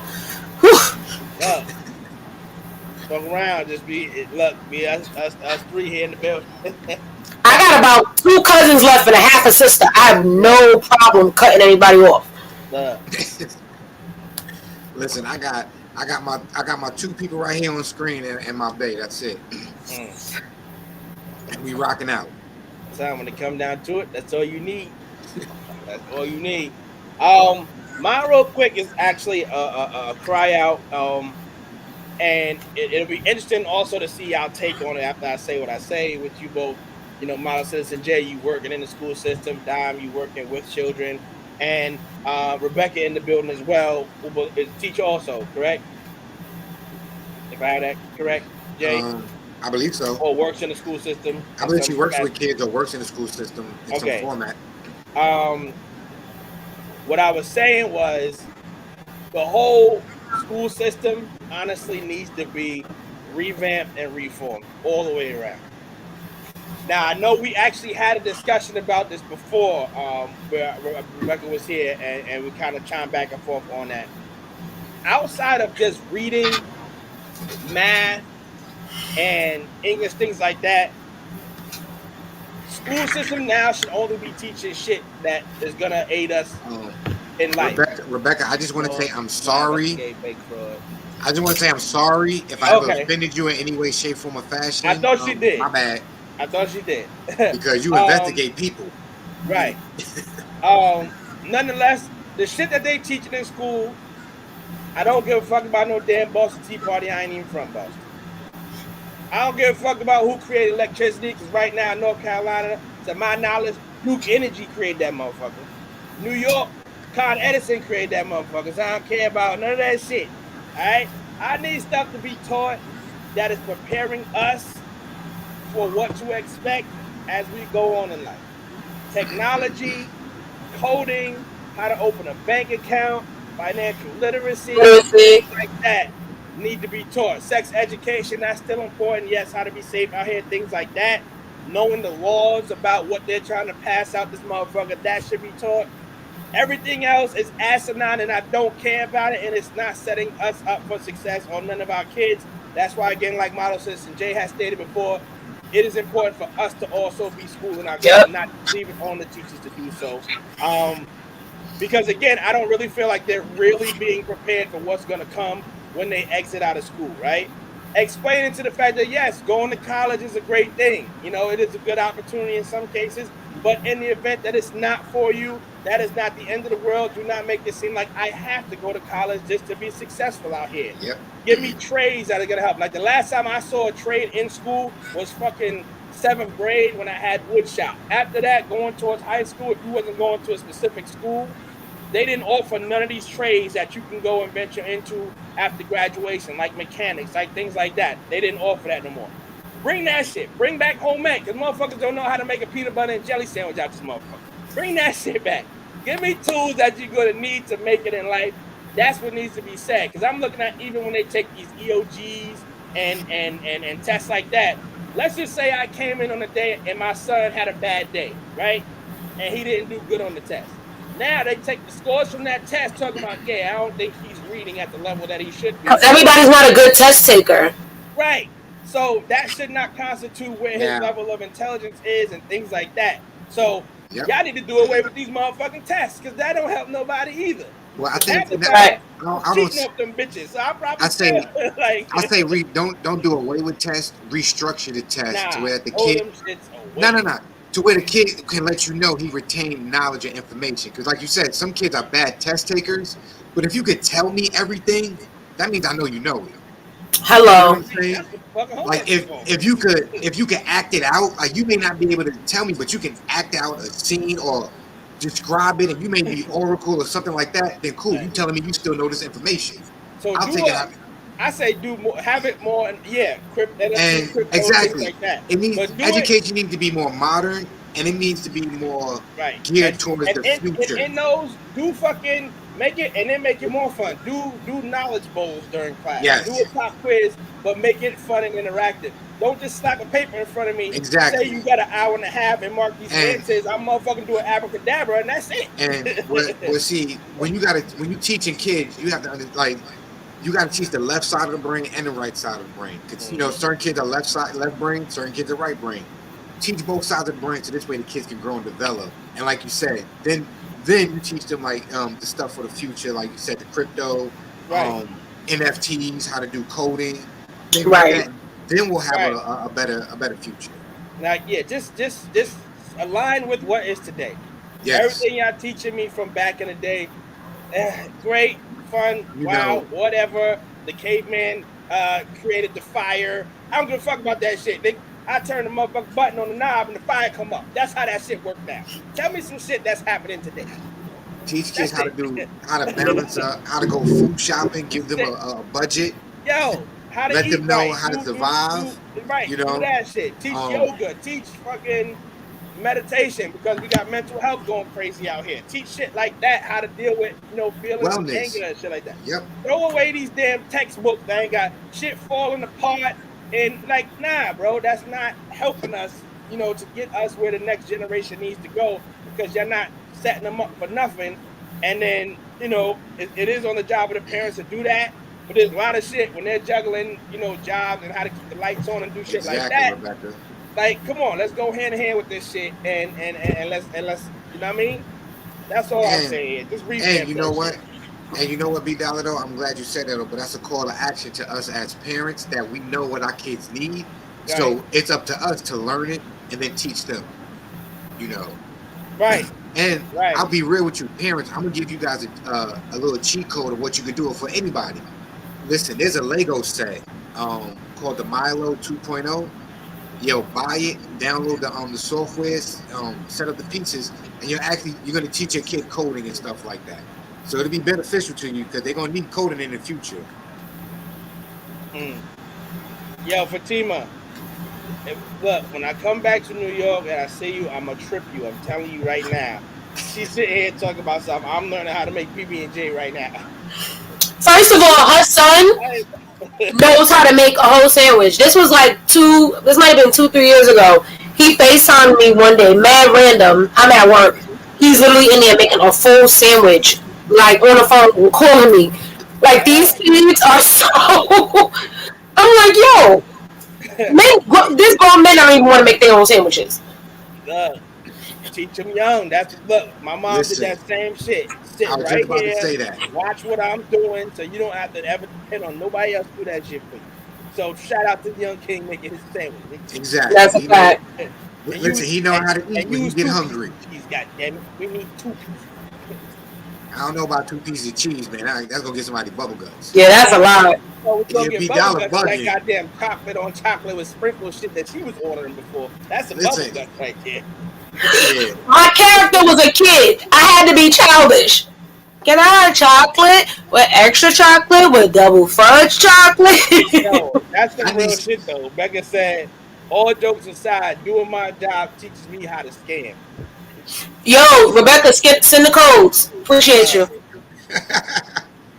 Like I ain't saying because I'm scared to scam because I don't want God to make an example out of me. Yo, Becca. That's it. Can't. Yeah. I don't know what you talking about. There's that shit one day my niece made her noodles with a tea kettle. Oh, she's fancy. Did she yeah, like pouring the water in the thing.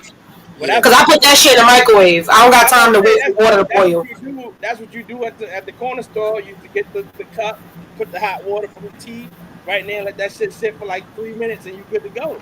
I put that shit in the microwave. Johnson, I ain't got time to wait. It's the same thing though. You gonna put it in the microwave and wait.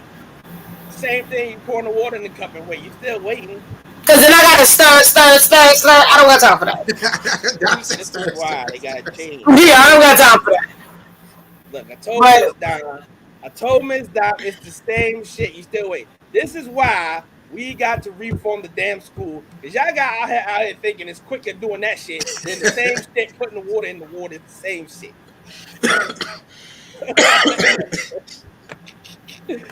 Oh man.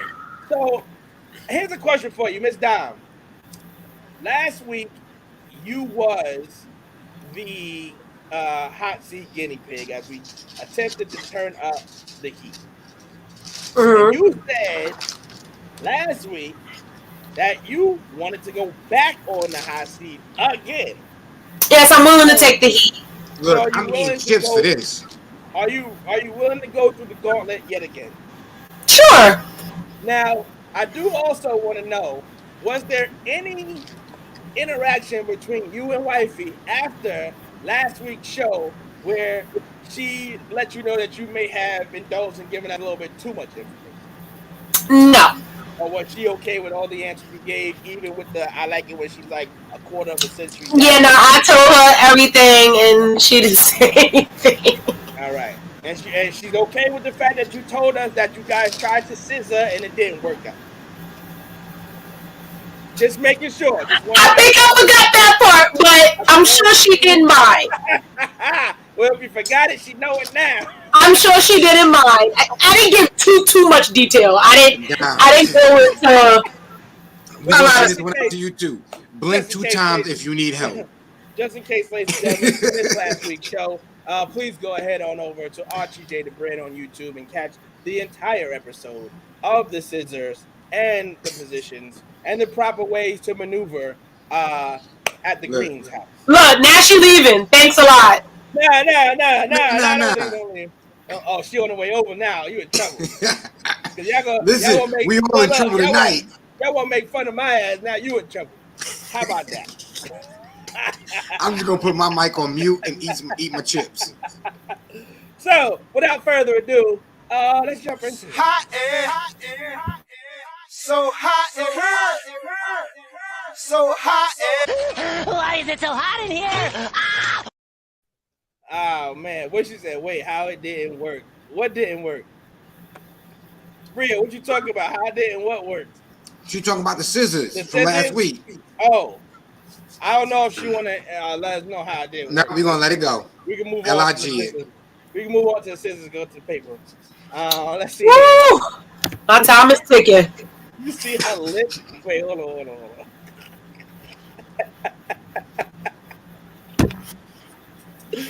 Oh, yes, it did. Okay, Miss Dime, we're gonna keep it real simple, real sweet for you. 5 questions, and hopefully you make it out, and hopefully we see you next week in any show after that. If not, we greatly appreciate you. We love you. We do, and if this is the last time, we enjoyed our time together. The door is always open. You got my we're here. line. I don't know if wife may make you delete my number out your phone. I don't know. I don't want no problems. Just remember who started it. It wasn't Model Citizen J. Look, it was Model Citizen J. So actually, it good was. Vibes But, only. you know, it's all right. It's all right. But nonetheless, here we go. Question number 1: what's your dirtiest sexual fantasy?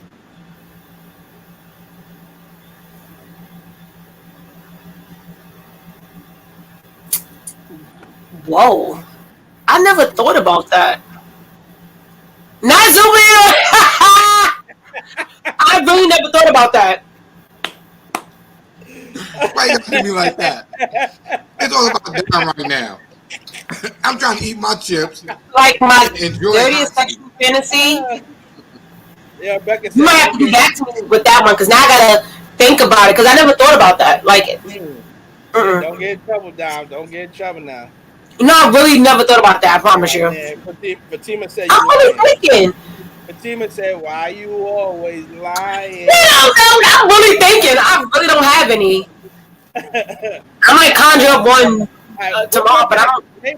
Maybe something will come back to you and you can double back. But right now we're taking that as a strike one. Question number 2. Let's see where we're going with this one. When is the last time you had a dirty dream, and what were the details?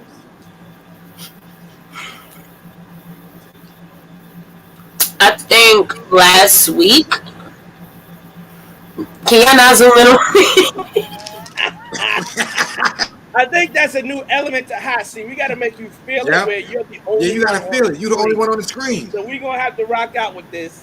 Yep, the solo screen. We want to see the sweat bubbles and everything. I think it was last week. It was a lot of like chaining and tying. Ooh, is it about to be good? It was a lot of that. What is that? BDSM? Not BDSM. You tell us. Because what is that when like people tie you up? I want to say people because one of them. That's that dominatrix kinky shit. Okay, so dominatrix. It was like that. It was like blindfolding, tying, spanking, My sister Jay, stop writing that. You writing down shit over there. choking. Yeah, it was like that. Like that whole. I didn't die, but it was like the. Do we have a co-star? Who's in the dream with you? Okay. I only dream about one person. Okay, that was good. That was a good save. That was a save. It's the truth. Okay. Yeah. What you got? I really don't appreciate you. Every time you bring me back on camera, I'm doing something I ain't Oh, supposed my to be bad. doing. My bad. I'll go back. All right, question number 3. You can bring it back because I already had the stuck face. It don't even matter. Oh, no, we good. We keep it. Yeah, I really only dream about one person. I think Rebecca, don't help me back. We moved past. Rebecca, no, that don't count. I don't count. Yeah, I think one time I had a dream. It was about like a character from a show. Okay. You told us Method Man similar question last week. Yeah. Oh, that man is so fine. Jesus. Fatima said that was a good save too. She agrees. What the word save? It's good. All right. What we got here? Whips and chains. Yeah. All right. Question number 3. Let's see where we're going.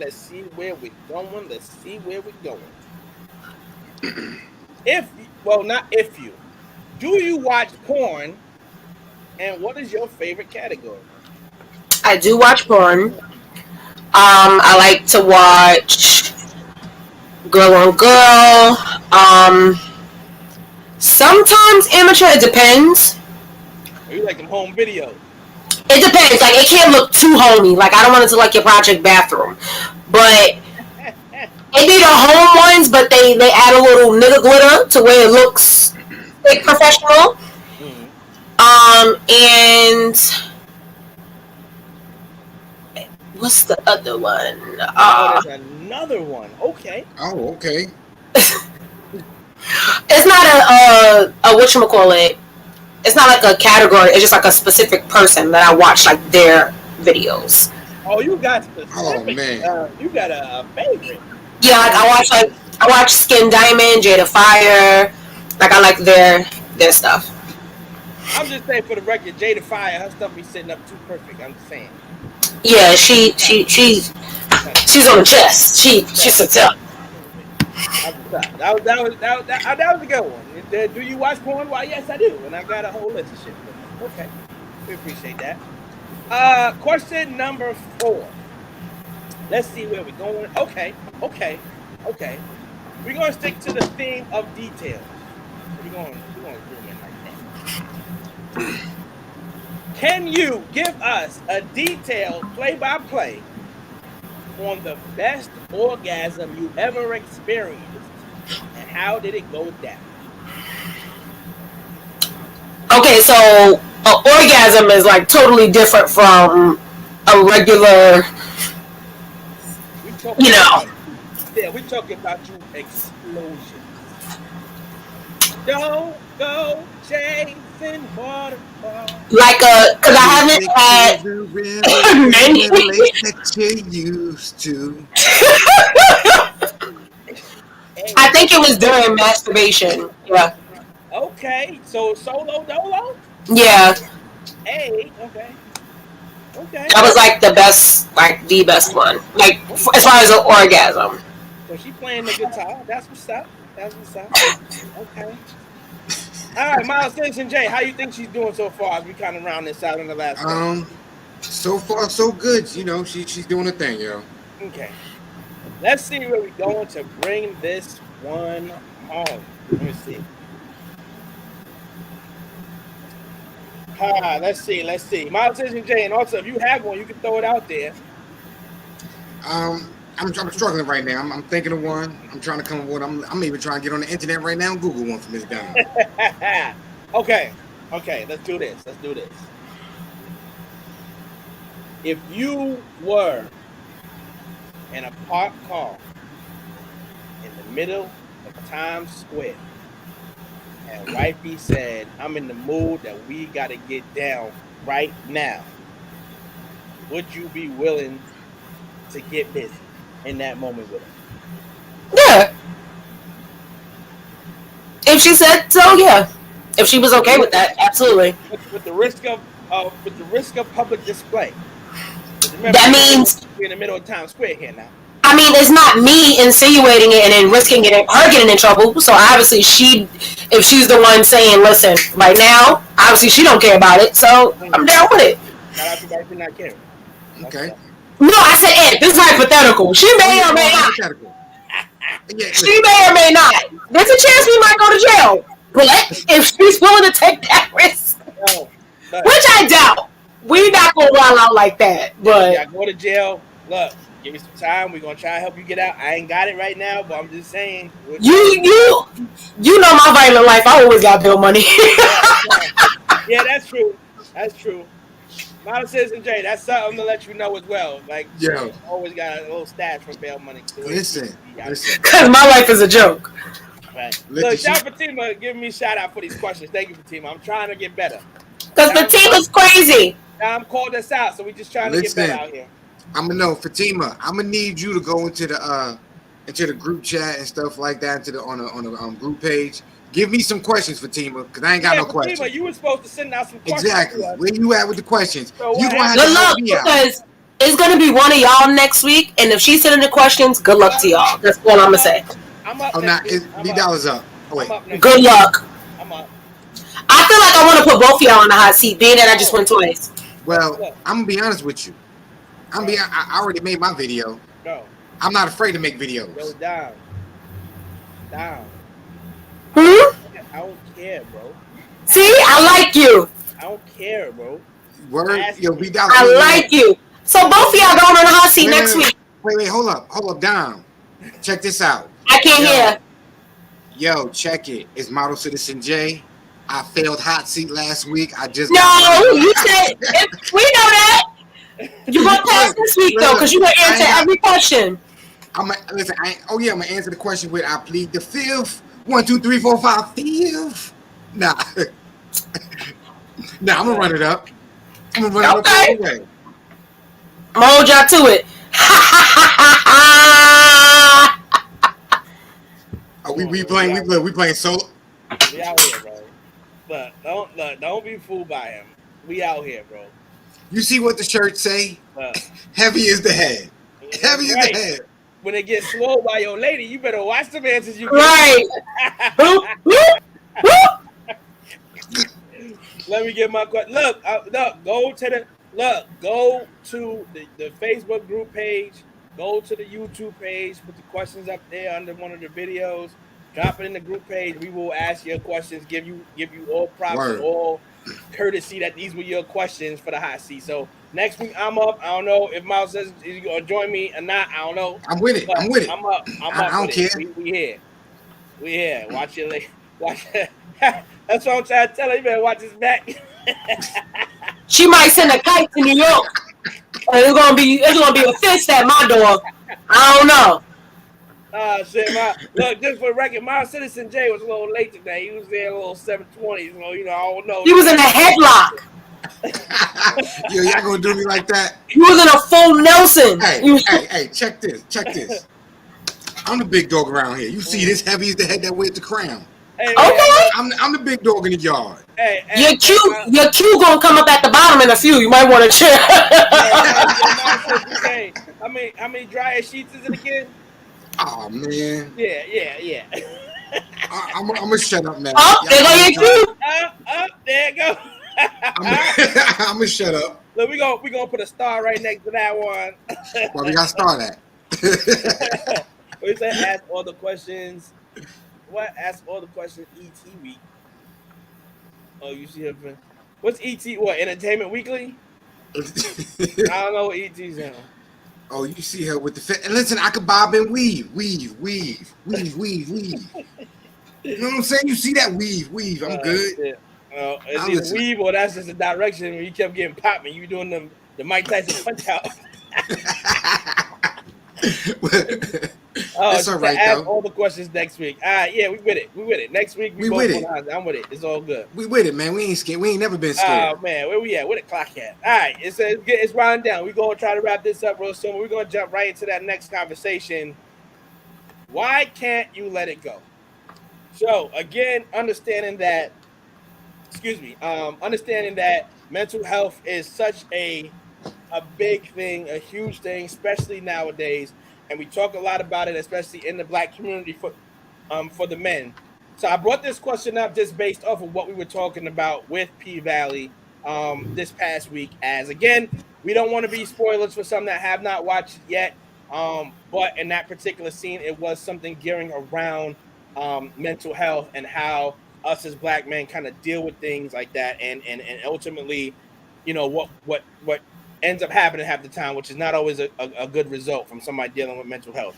So my question is, for an individual that may be dealing with something like that, why do you feel it's difficult if they're able to pinpoint whatever the issue is? Why is it so hard to be able to kind of release it or allow whatever that monkey that's on your back to be released so that you can kind of move on from whatever has gone on? What is something that would cause someone to not just be able to get out of that rut? Sometimes some people don't want to get out their own way. Sometimes people, they've been holding on to the pain for so long, they don't know anything else but the pain. And offering them something different is too scary to change. Other people, they might know, and they might want to change, but they don't know how. You might know the root of it, but they don't know how to remove it. And right. Now I follow that too, because that was big. That was big on the episode, this past week. And actually, going back to what I was talking about with Unapologetically Black, and it wasn't necessarily just the schools as well, because I also just have the gripe with the prison system as well. And I know there's a lot of people that's running around prison reform this and all the changes that and this time was given too much for a crime that was less for this side, when we get into that conversation. But my biggest gripe was, and we know what the jails were made for, we know what it's all about. So we're not naive to what the reality of that situation is. Right. But there has to be something that needs to be done that reforms these prisons into, if it's somebody that's not really out here, doing mass murders or some shit like that, and they have a time frame where they're gonna come out. What is in place in these institutions to help these individuals, one, not just get better from whatever brought them in, but prepare them for when you leave here that they will be okay and that they can survive? Because in that particular instance, what we're talking about here is he was in prison for however long he did. What did he do? 10, 20 years. And when he went out, the world was one way. When he came out, the world was something else. Another, yeah. And he was never able to wrap his mind around what he was witnessing because he's never seen that. He was never experiencing that. He has not been out to know everything that's been going on. And when he saw it, it was a shock, like, oh shit, this is what's going on out here. And never felt like he was in place. He felt like everybody. Yeah, he felt overwhelmed with. Right. And everybody moved on. Everybody is in where we are today, but he was still, for some reason, just stuck where he was and could not. And it was like, I don't belong here. I want to pinpoint what you just said. With everybody moved on. A lot of people come home from jail and feel that way. Right. And it's like, we keep going. We gotta move. Y'all are stuck in one type of setting, and it's a certain type of path y'all gotta follow because y'all also have to come home. Us, we're constantly evolving. Yes, y'all trying to change in there. The goal is to change, but we are here, doing this, doing that, trying to get better, trying to get rid of yesterday's baggage and things like that.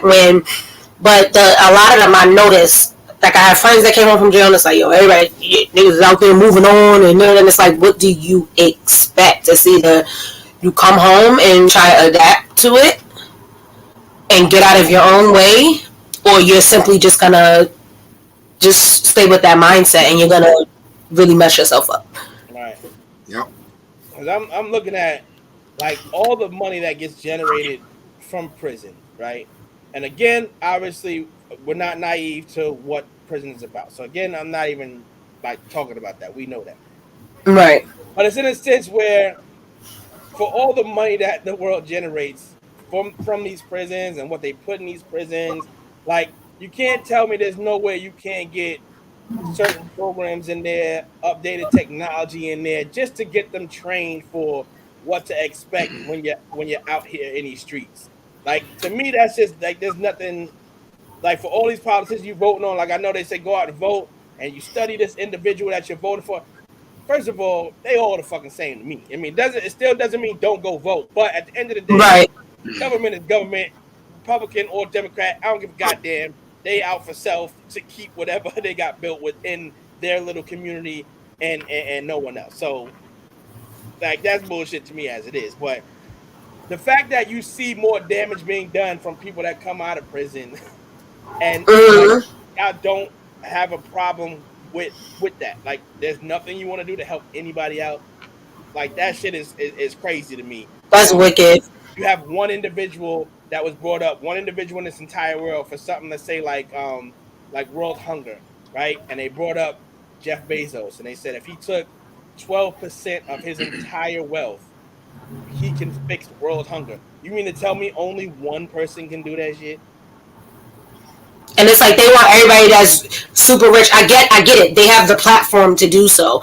But it's like we sitting there just waiting for a specific type of person to do something. It's like then you're really not about to change either. You're halfway. Exactly. You're not all the way for it. Because I can complain all I want, but what am I really doing to change the situation at hand? Instead of waiting for one person, if a group of people collectively did a small thing at the same time, yo, you can move mountains.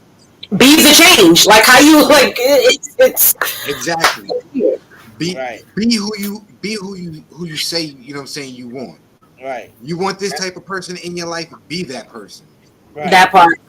And not to kind of veer off of the topic that was at hand, but there was a clip that I saw, and I'll jump in if you saw this as well. And it was right after I had saw the scene, in the show in P Valley, Mike Tyson's podcast, and he had Keenan from Keenan and Kel on there.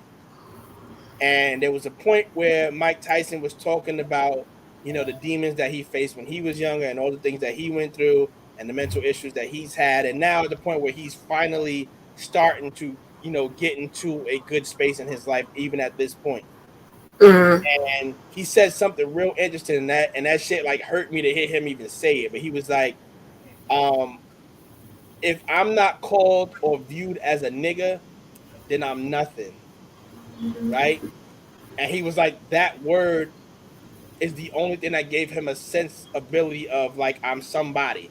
Because even though it's a negative connotation, you're still able to describe me as something. If you don't even call me that, I'm nobody. So Keenan looked at him and he was like, identity. Right. And Keenan looked at him and he was like, why do you say that about yourself? And he kept saying, because that's what I am. I'm a nigga. Yeah. And he said, but I don't see you as that. He said, I know you as Mike Tyson, one of the best heavyweight champions in the world. I saw all the great things that you've done. I see the great things that you're doing now. So don't disrespect yourself like that. And Mike got upset that he said that. And he looked at him and Mike was like, yeah, but you don't know my shadow. And Keenan was like, but you got to remember this. You can't have shadow without the light. But in that, it was just like, yo, he's holding on to, but you don't know my shadow. Like, what is it even at that juncture now where he is ultimately in a better space? He still can't let go of things that was 10, 20, 30 years ago. That might be. That he can't even see the greatness that he's doing right now to inspire people where he's still stuck in that dark where he was. That might be his comfort zone. He might be holding on to that to keep him humble, to keep him modest. He might be holding on to some of that pain and like, remember where I was so I can go on to continue to help others. Or let me hold on to that pain because if I get too ahead of myself, I'm going to go right back to where it was or maybe even worse. Right. So I'm going to hold on to certain things to keep me modest, keep me humble. Right, because he definitely does point that out a lot where it's like, you don't want me to go back to the guy that I used to be. Like, that guy's dead and I'm glad he's dead. But it's like a cringeworthy thing just to look at, where he's at now for him to still just be like, yo, but you don't know my shadow. But it's like, but why can't you see the light that you brought? Then it's also a testament to say why it's so important to preach life into children. Because everything that Mike Tyson feels right now, he heard that as a child. You know what I'm saying? Or he heard that growing up. So listen, if you're around a child, listen, this is a grown man who was a world heavyweight champion, one of the best to ever do it. But you see how he still looks at himself by what somebody called him when he was younger. Yo, plant seeds of hope in your kids, man. Otherwise, they might be in a situation where they can't let something negative go. Right. Teach your kids emotional security. Teaching them emotional health so they're allowed to let things go. Okay? Give your children the opportunity to speak. When your child says, I'm tired, don't say I'm too young to be you're too young to be tired. That shit makes no sense. Like a young body can't be tired. Or something's getting on my nerves. You too young to have nerves. What the hell? They humans. They right. What does that mean? Yeah. Like, ask themselves. And they're only regurgitating what they heard you say when you hear somebody getting on my nerves. So you got to ask your children, what do you mean something's getting on your nerves? How do you feel? Let's process this. So instead of saying this is getting on my nerves, you can say I'm feeling this way. Let's process it. Let's deal with it. Let's move on. You know what I'm saying? Right. There's like a meme of other words to use other than the typical ones we might use to say something is wrong with us or bothering us or something that we don't feel. So like one thing that a lot of people say is I'm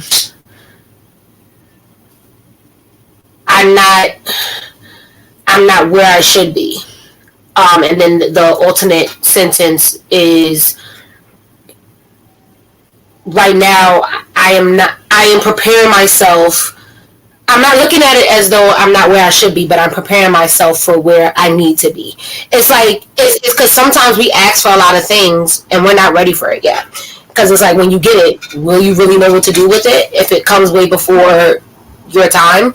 So it's this whole layout of just opposite, a more positive way of saying certain things than the usual negative, like, oh, I'm mad, or I don't like this, or this isn't going well. I think there's a whole alternative thing, and I think that's super dope. There was something my mother taught me when I first had my son, right?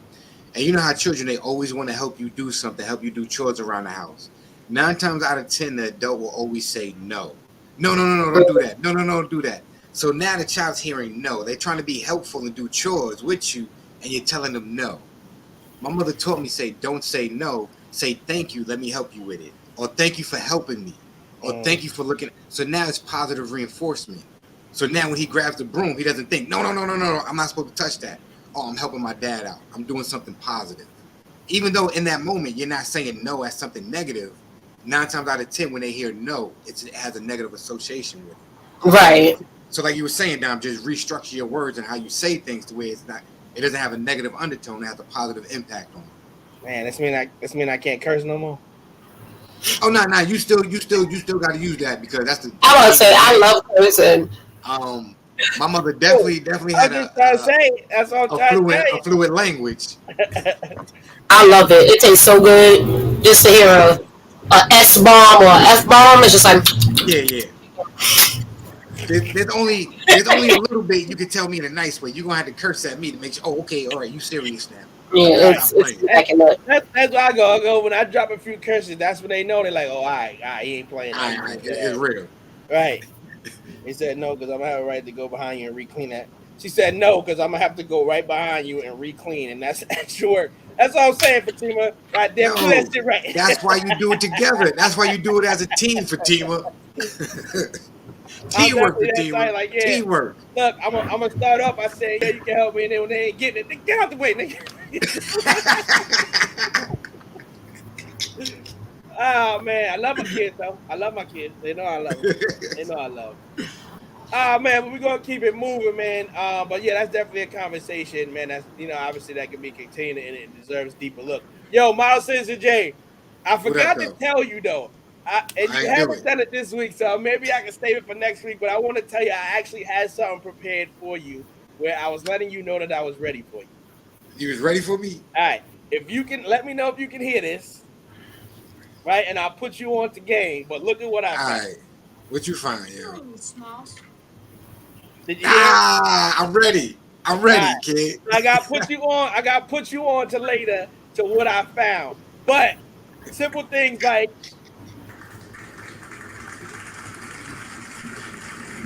got you. Oh, yeah, we getting fancy out here. We getting fancy. We getting fancy? We getting fancy. I see you. I heard that. And we getting fancy out here. But nonetheless, man, we're gonna keep it rolling as we almost get out of here. But our next segment is, of course, you're so dumb. You are really dumb. For real. The Negro, please. You are so dumb. You are really dumb. So it is back upon us. We live and direct. As usual, we come across social media on a daily. We come across these videos, these clips, and sometimes you may come across some shit that's just like, bro, really? And again, it's labeled Negro Please, but it doesn't necessarily mean that we're just talking about our black people. But sometimes when we do get some shit, it's like, this is why we try to trade your ass now, because you're making us look crazy out here. Right? So nonetheless, we're going to kick it off. Model Citizen J, you came across this clip, so please explain to the people what we're looking at. Listen, this right here is a wild one, yo. So as you can see, y'all, if you can't read, I'm going to read it for you. Elon Musk's dad, Earl Musk, reportedly welcomed unplanned second child with his stepdaughter. So I'm going to run that back, y'all. An unplanned second child with his stepdaughter. So that means he married Shorty moms. They already had one kid together. You know what I'm saying? So now they about to have another child with his stepdaughter. What are we doing? We keeping it all the way in the family? So now you that's the all the way white. Sounds about white. Sounds about white. So you the step grandfather, father, step granddad, father. So if you got kids, what they I don't know. I'm confused. How do we play this out? We uncle, nephew, brother, cousins. Like what You notice white people don't have no cousins, so right. Because they fuck them. It makes perfect sense. Yo, I'm done. When have you ever seen a white person say, "Here's my cousin Jenny"? No, they ain't got none. Yo, cousin fuckers.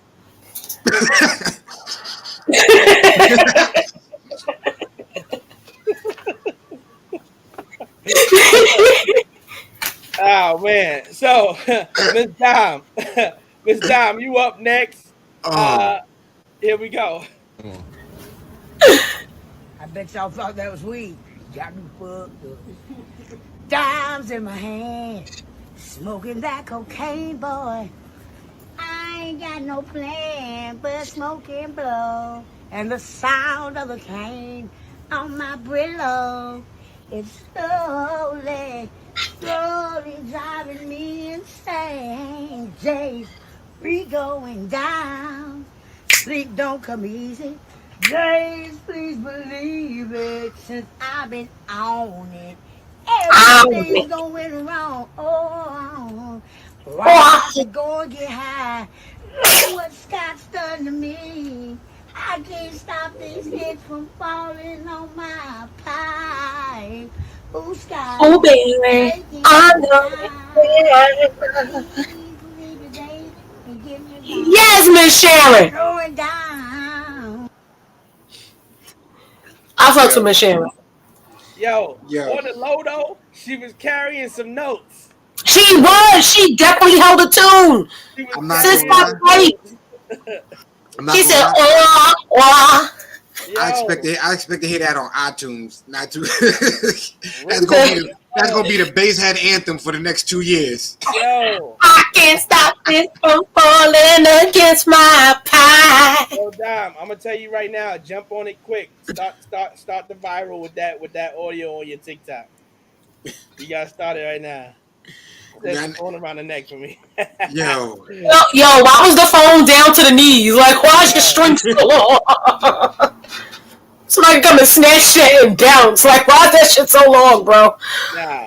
Funny shit is she got that from when she went to the theme park in 1985. Yo, word to mother Dom, when you said that to me though, although I was laughing my ass off on, but I was like, yo, is she on the low? Can sing a little bit though. No, legit.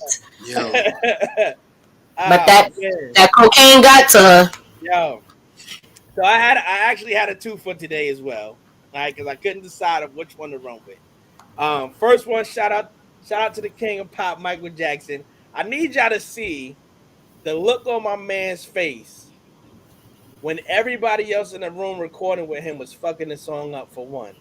And how fire it gotta be that I'm Mike Jackson, right? So I get to have my own mic. Everybody else got to share the same mic. But check this clip out. When you're down and out, and there seems no hope at all. Yo. But if you just believe, there's nowhere we can fall. Let us realize, the change will only come when we stand together as one. He was so pissed. Yo, do y'all see? He said this whole room is high. He said, "Yo, what is Cyndi Lauper doing?" You can read his eyes right now. Cyndi Lauper was high as fuck. Whoa. You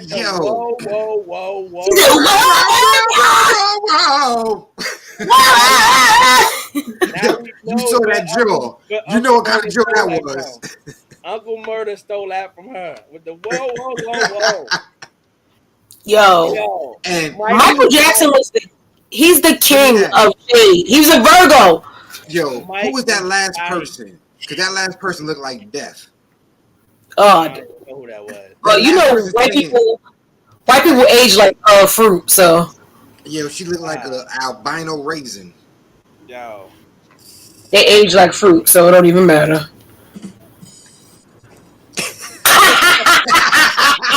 I'm getting better.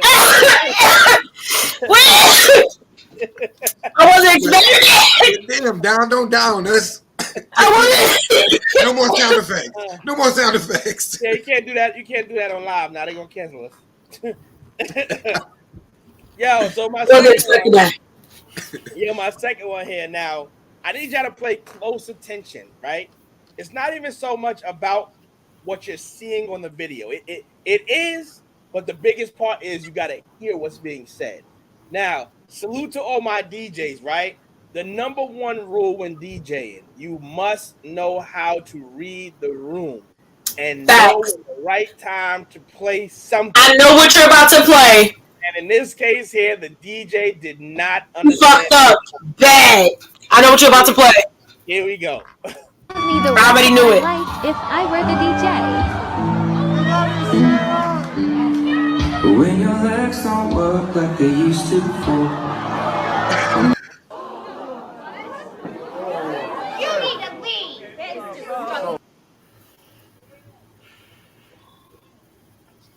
Hell is hot. One more time. Would haunt me the rest of my life if I were the DJ.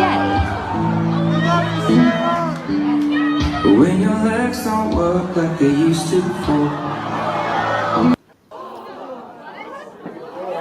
You need to leave. Like I'm hot right now. Like there's flames bursting up around me. I can't see them, but I'm in hell. I'm out. Yeah, here go Fatima. Yeah, but Fatima, she would do that. She gonna talk about something. That was the song, which I want him to do. Of course, because she's okay with the fuckery. Because my thing was, did they pick that song or did they leave it up to him to pick whatever he thought was gonna fit that moment? Yo. And why would you pick that? Listen, if he picked that for himself, yo, like, yo, I'm gonna play this one, yo, he's foul. He's foul for that. Like, it is a love song. It was just like it was like, yeah. No, that part right there, you're supposed to edit out. Like, you're supposed to fast forward, skip that part. He was supposed to just start. People fall. He was supposed to just start right there. Yeah. Right there. Yeah. Matter of fact, we're not even going to play that song just for the simple fact everybody know the lyrics. We're just going to skip that whole song. Let's try something else. You know, there's a million other songs you could play. First of all, as funny or as not funny as it was, I'm gonna say the DJ was a G though, to even just think to play that shit in the middle of that damn wow. Bro. The DJ about to die. That's what he about to do. He definitely deserves a. And they all turned around like, oh, like so. It's like even if that wasn't his intentions, now the whole room that was their intent, and now they all feel like that. Yo, even if he didn't think it. And how she feels sitting in that damn wheelchair. Listen, they all gave him the Michael Jackson look. Yo, they said, nah, I didn't feel all like that when I saw that. Yo, that shit was crazy, bro. So in the chat, just let us know who you think deserves the award this week. Yo, not blame Ed Sheridan. Please go, Fatima. Yo, fuck the room. Fuck the room. He already got paid. Yo, Fatima, you gotta come back on the show. ASAP. Yo, what is it again? Fash Lane. Yes, that's her YouTube channel. Please tune in to But right now, we gonna crop Fatima out of it. Fatima, we gonna crop your comments. Oh man, so we are almost about out of here. A few more things we got to get to, but real quick. This was 2 weeks ago, and we was having the discussion about the McDonald's mom. Y'all all remember that, right? Right. And y'all all remember my stance on that video, right? When I said why I was so gung-ho and ready to get on the show and talk about it because of what I felt was really up with that video, right? So nonetheless, Miss Dime did her great investigative work, and she sent this my way. Which what my reply was, I told you. So I had to play. Mama confesses it was fake. It was entertainment. The entire thing? The whole thing. Yes. So basically, the point of it was to go viral. Not even like we didn't know it was gonna go viral, but he works with a company and he On needed his me shirt. to do a skit. He ran down what he wanted me to act like. They paid him for that video. So I didn't get nothing from this video. He got paid. He got what he got. I'm sitting here going viral and I got nothing from this. So then that's when I came out with the video of me like basically like explaining myself, still playing into the character basically. You're a good actress. She's The not. last I heard, I was supposed to get some money from He it, sold you, mama. but I haven't. All the way. So you don't have a lawyer or legal representation. Yeah. And I really like I'm just like getting my feet wet with Still got them like damn content lashes on. creating and stuff like that. So like I still really don't know like the ropes, like still kind of getting taken advantage of in some way. That was going to be my next comment. You sound like you got exploited. That's what it sounds like to me. Right. Yeah. He used you in the internet, tore you clean up. But I said it was too staged, too perfect. There was too much promo with the clothing on. Something was. I didn't even peep that. I just thought that was some down south shit. Yeah, nah, I ain't buy it. And even still, with her talking about something we were supposed to get money and I ain't getting none, I think you lying again. Because now you just trying to go re-viral with that shit. Have somebody send her bread for her troubles. Come on now. Now you're gonna try and GoFundMe account. Right. Help me out. Feel bad. Yo, but here's the crazy shit though. If she do a GoFundMe account, motherfuckers is gonna send her money. That's a fact. You know what? They better go send money to Respect the Journey Inc. That's where they better go. They not. Y'all gotta act the fool. Y'all gotta act the fool first. That's what it is. Okay. That's what. I gotta act. Trust me. So tell baby girl, tell wifey to knock you upside your head real quick, cause you ain't bring or you did something wrong, and then y'all go viral. Hey, baby, tell the small. Punch me in the back of the head, trip me down the steps. Glasses clean off. And all the money we make from it, just tell her we'll bail her out from it. We'll have it. Just matter of fact, I'm not even calling the cops. I ain't gonna send it to jail. Look, wait, matter of fact, you in the South. They might be okay with it. We still black out. Right? Yeah. And then if you leaking or something, and you like, no, don't lock up. I love her. You'll really go viral. You gotta sell it. You gotta really sell it. I gotta really sell it. We bring it back next week on acting out. You know, we rehash what you did, what you didn't do. Yeah. So I gotta go with the Tommy Hitman Hearns. That will definitely get us our views up, get us that 1,000 by Saturday. Yeah, right. by Saturday. 1K by Saturday. Big headline. Miles and Jay get the shit knocked out of him by his irate girlfriend. Yeah. Let's go. Not irate. and then we make our way all the way back over to New York to a dime spot, because she gonna be in trouble too. Let's not forget about that. While I'm downstairs sleeping on the couch, but I'm laughing watching this whole shit. Oh, no. See, you sleeping on the couch, T is going to jump from the top of the steps and hit you with the Macho Man Randy Savage elbow. We going viral, baby. Yo, we famous. Here's the thing about it. Because Leah and Imani is so protective of me, they going to have my back. Yeah, T is the queen of the house. She, I feel sorry for them little kids. Oh, well, obviously, we need the videos to run over here so you can see what really be going on. We count. Listen, Bree, don't worry. Next week we gonna have you on the show. We gonna viral with you. Listen, we doing it big, yo. We got this. Let's go, Bree, and get them questions ready. Look, you see what I'm talking about? Oh, you couldn't see it back here. We couldn't see. Weave. The little one just ran in here, gonna push the door open and run off. This is what I'm doing. They don't want me to Weave. I'm about to say, just blink 2 times. I thought you was in trouble. They don't want me to be great. But real quick, just let us know what's keeping y'all entertained, what y'all got on your TV, what you're reading, what's keeping you busy. Yo, I've been watching that. I don't know if anybody got like Disney Plus, but I've been watching the Obi-Wan Kenobi series, yo. Pretty dope. I don't know. Suggest if you like Star Wars, if that's into your thing, if that's your what you do, yo, take a look at it. It's pretty dope, pretty interesting, yo. What about you, Dom? The ghetto is ghettoing over there. Yo, that projects is you projects. hear it? For me, Yo, I'm not even gonna lie. I'm not gonna lie. Y'all better be going to get somebody. That reminds us of the train. that reminds me of the train, but at least I get to hear New York City sounds and energy living. That would be being the fact that we live in the South. None of that. We don't hear none of that. So I appreciate that a little bit. Like even when the cops pull up over here, it's real silent. Like you don't even know niggas there. All you just see is flashing lights. Like, bro, put your sirens on. I want to hear the sirens, fam. So, but what you would call it? A new season, I think it's season 2 of All the Queen's Men is now out on BET Plus. If y'all got an account, because I'm tired of paying. Let me know. But other than that, I will be just logging on. Because that is such an amazing show. I cannot wait to see what season 2 has in store. You know what? That is on my list. That show and P Valley is on that show because this is the 3rd week in a row you spoke about that show, Dom. So I know it's fire. Yeah, you got a BT Plus account? Nah, I'm about to make a free one. Oh damn! I'm tired of paying. Tyler, give it to me for free.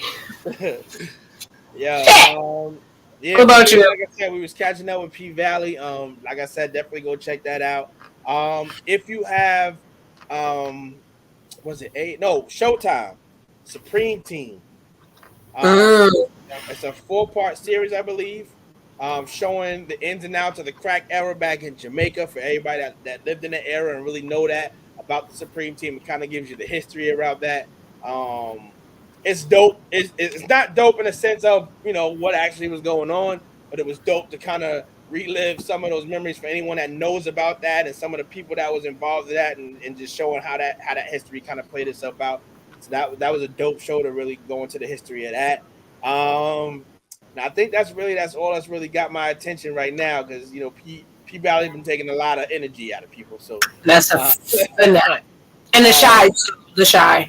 And the Shy, yes, and the Shy as well. And again, like you said, shout out to Bree. I'm big wrestling fan even still. In my old age, I don't give a goddamn kiss my ass. A&E got 2 new series on A&E. It's WWE Legends, where they kind of go through the history of some of the greats, and then they got WWE Rivals, talking about some of the biggest 2 rivals that were against each other. The first one was Shawn Michaels, Bret Hart. It's dope to kind of get a behind the scenes look at some of the shit that was happening because we all know it's scripted. We all know that shit, but sometimes the animosity and the shit that go on behind the scenes, that's where the good shit is at. Listen, they still competitive athletes, kid. Right. So it kind of taps into some of that. So check that out if you're a wrestling fan, but definitely those shows that we spoke about here. Definitely something to go check out. And again, your boy still got these books on tap. So when you're tired of watching TV and you want to read a good little thing, keep your energy up, keep the shock value on high. I got you. Holla at your boy. I got those for you on tap.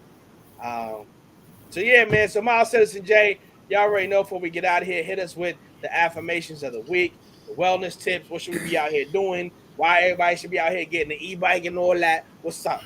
Listen. Summertime, we in the heart of it. We in the midst of it, yo. I suggest family, teach your kids how to swim. Okay? There is such pleasure and joy in just going to the pool, having fun, just wilding out. We need to teach our kids, our community, just how to have fun, pool safety, Just swim, jump in the water, teach your kids, please, water safety, yo. There's a lot of kids who die out here accidentally just because they play in the water and they don't know how to swim. They don't know water safety.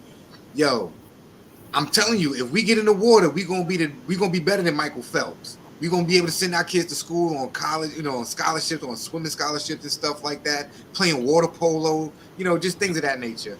Plus, I want to learn how to swim. I don't know how to swim.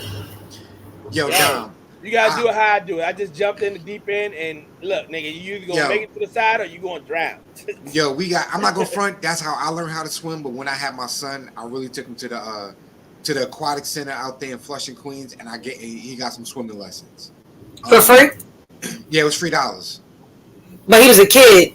But I think you just might have to be a member of the aquatic center, and you can just sign up for free lessons. Yeah, because I think that is something that's so fun. That is an exercise that works out the whole body. Honestly, if you could swim 10 minutes a day, that's like equivalent to like a 30-minute cardio workout. Right. If you have problems with your knees and stuff like that, if you have problems with your back, honestly, just jump in the water and do some jumping jacks, run in place. It's low resistance, so you're not going to hurt yourself. Is it the place on Meridian? Corona I know Park? it's there's one in Corona, Flush Meadow, Corona Park. Yeah, they're closed. They're closed. It's not that Wow. one then, because this one is still open. Okay, Oh, yeah, it this might be one. another one. There's another one. Jersey and the Bronx. That's it. That's But the only other one. there's a Parks and Rec. I know the Parks and Recreation. I know they have a lot of an aquatic center and they have pools and stuff like that. Trust me, family swimming is so healthy for you. Get out there and do it. That's the wellness tip, the affirmation for the week. If you don't like the road you're walking, listen, just pave a new one. It's plain and I like simple. that. Yeah, the Al Alretta Recreation Center. Okay, yeah, Al That's the Orford. one. Yep, right there, right next to Western Beef over there, right off Yeah. the from the Van Wyck and the LIE on College Point. Text that to me. All right. But yeah, again, if you don't like the road you're walking, start paving another one. Dude, listen, if you don't like where you going, where you headed, stop immediately where you at, reassess your situation, and then proceed forward in the righteous movement, yo. You don't owe anybody any explanation but yourself. And as long as you justify it within yourself, and if you might have a significant other, listen, if they love you, they're gonna have to respect it because it's for your growth and development, and your growth and development is gonna be for the benefit of the team. You know what I'm saying? So when you do better, you get better, you move better. So again, if you don't like where you at, pump your brakes, reassess, and move righteously, y'all. Good act. We're gonna give you one of those. I like that. We're gonna give you one of those. I like that. We're gonna give you one of those. Yo, see what happens when you go to Myrtle Beach, kid. You get inspired. You hear the water and stuff like that. Yo, real quick. Shout out to Quana wifey over there, Dom. She said the YMCA also, I guess, gives the free swimming lessons. So check them out. She said the Boys and Girls Club. I don't know if the one on is that the one on 21st. Nah, probably not. Okay, but they said Boys and Girls Club, and then also she said she loves the Rivals episode as well. So Wifey sounds like she's a wrestling fan also. So make sure she does. Yeah, don't mess up because we got. Don't mess that up. Yeah. Okay. I might have to send her an Amazon wrestling belt or something like that. We're gonna need you to get right.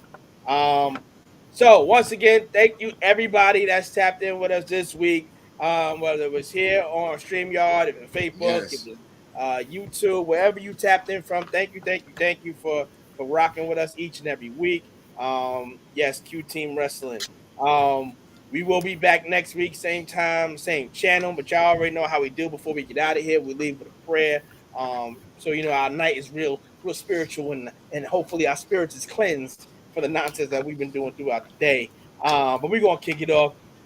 Precious Heavenly Father, we thank you once again for bringing us to this stage, to this platform, giving us the words that we expressed that was heartfelt, that was meaningful, and hopefully it touched somebody to help them move a little bit further than they weren't able to get in the past.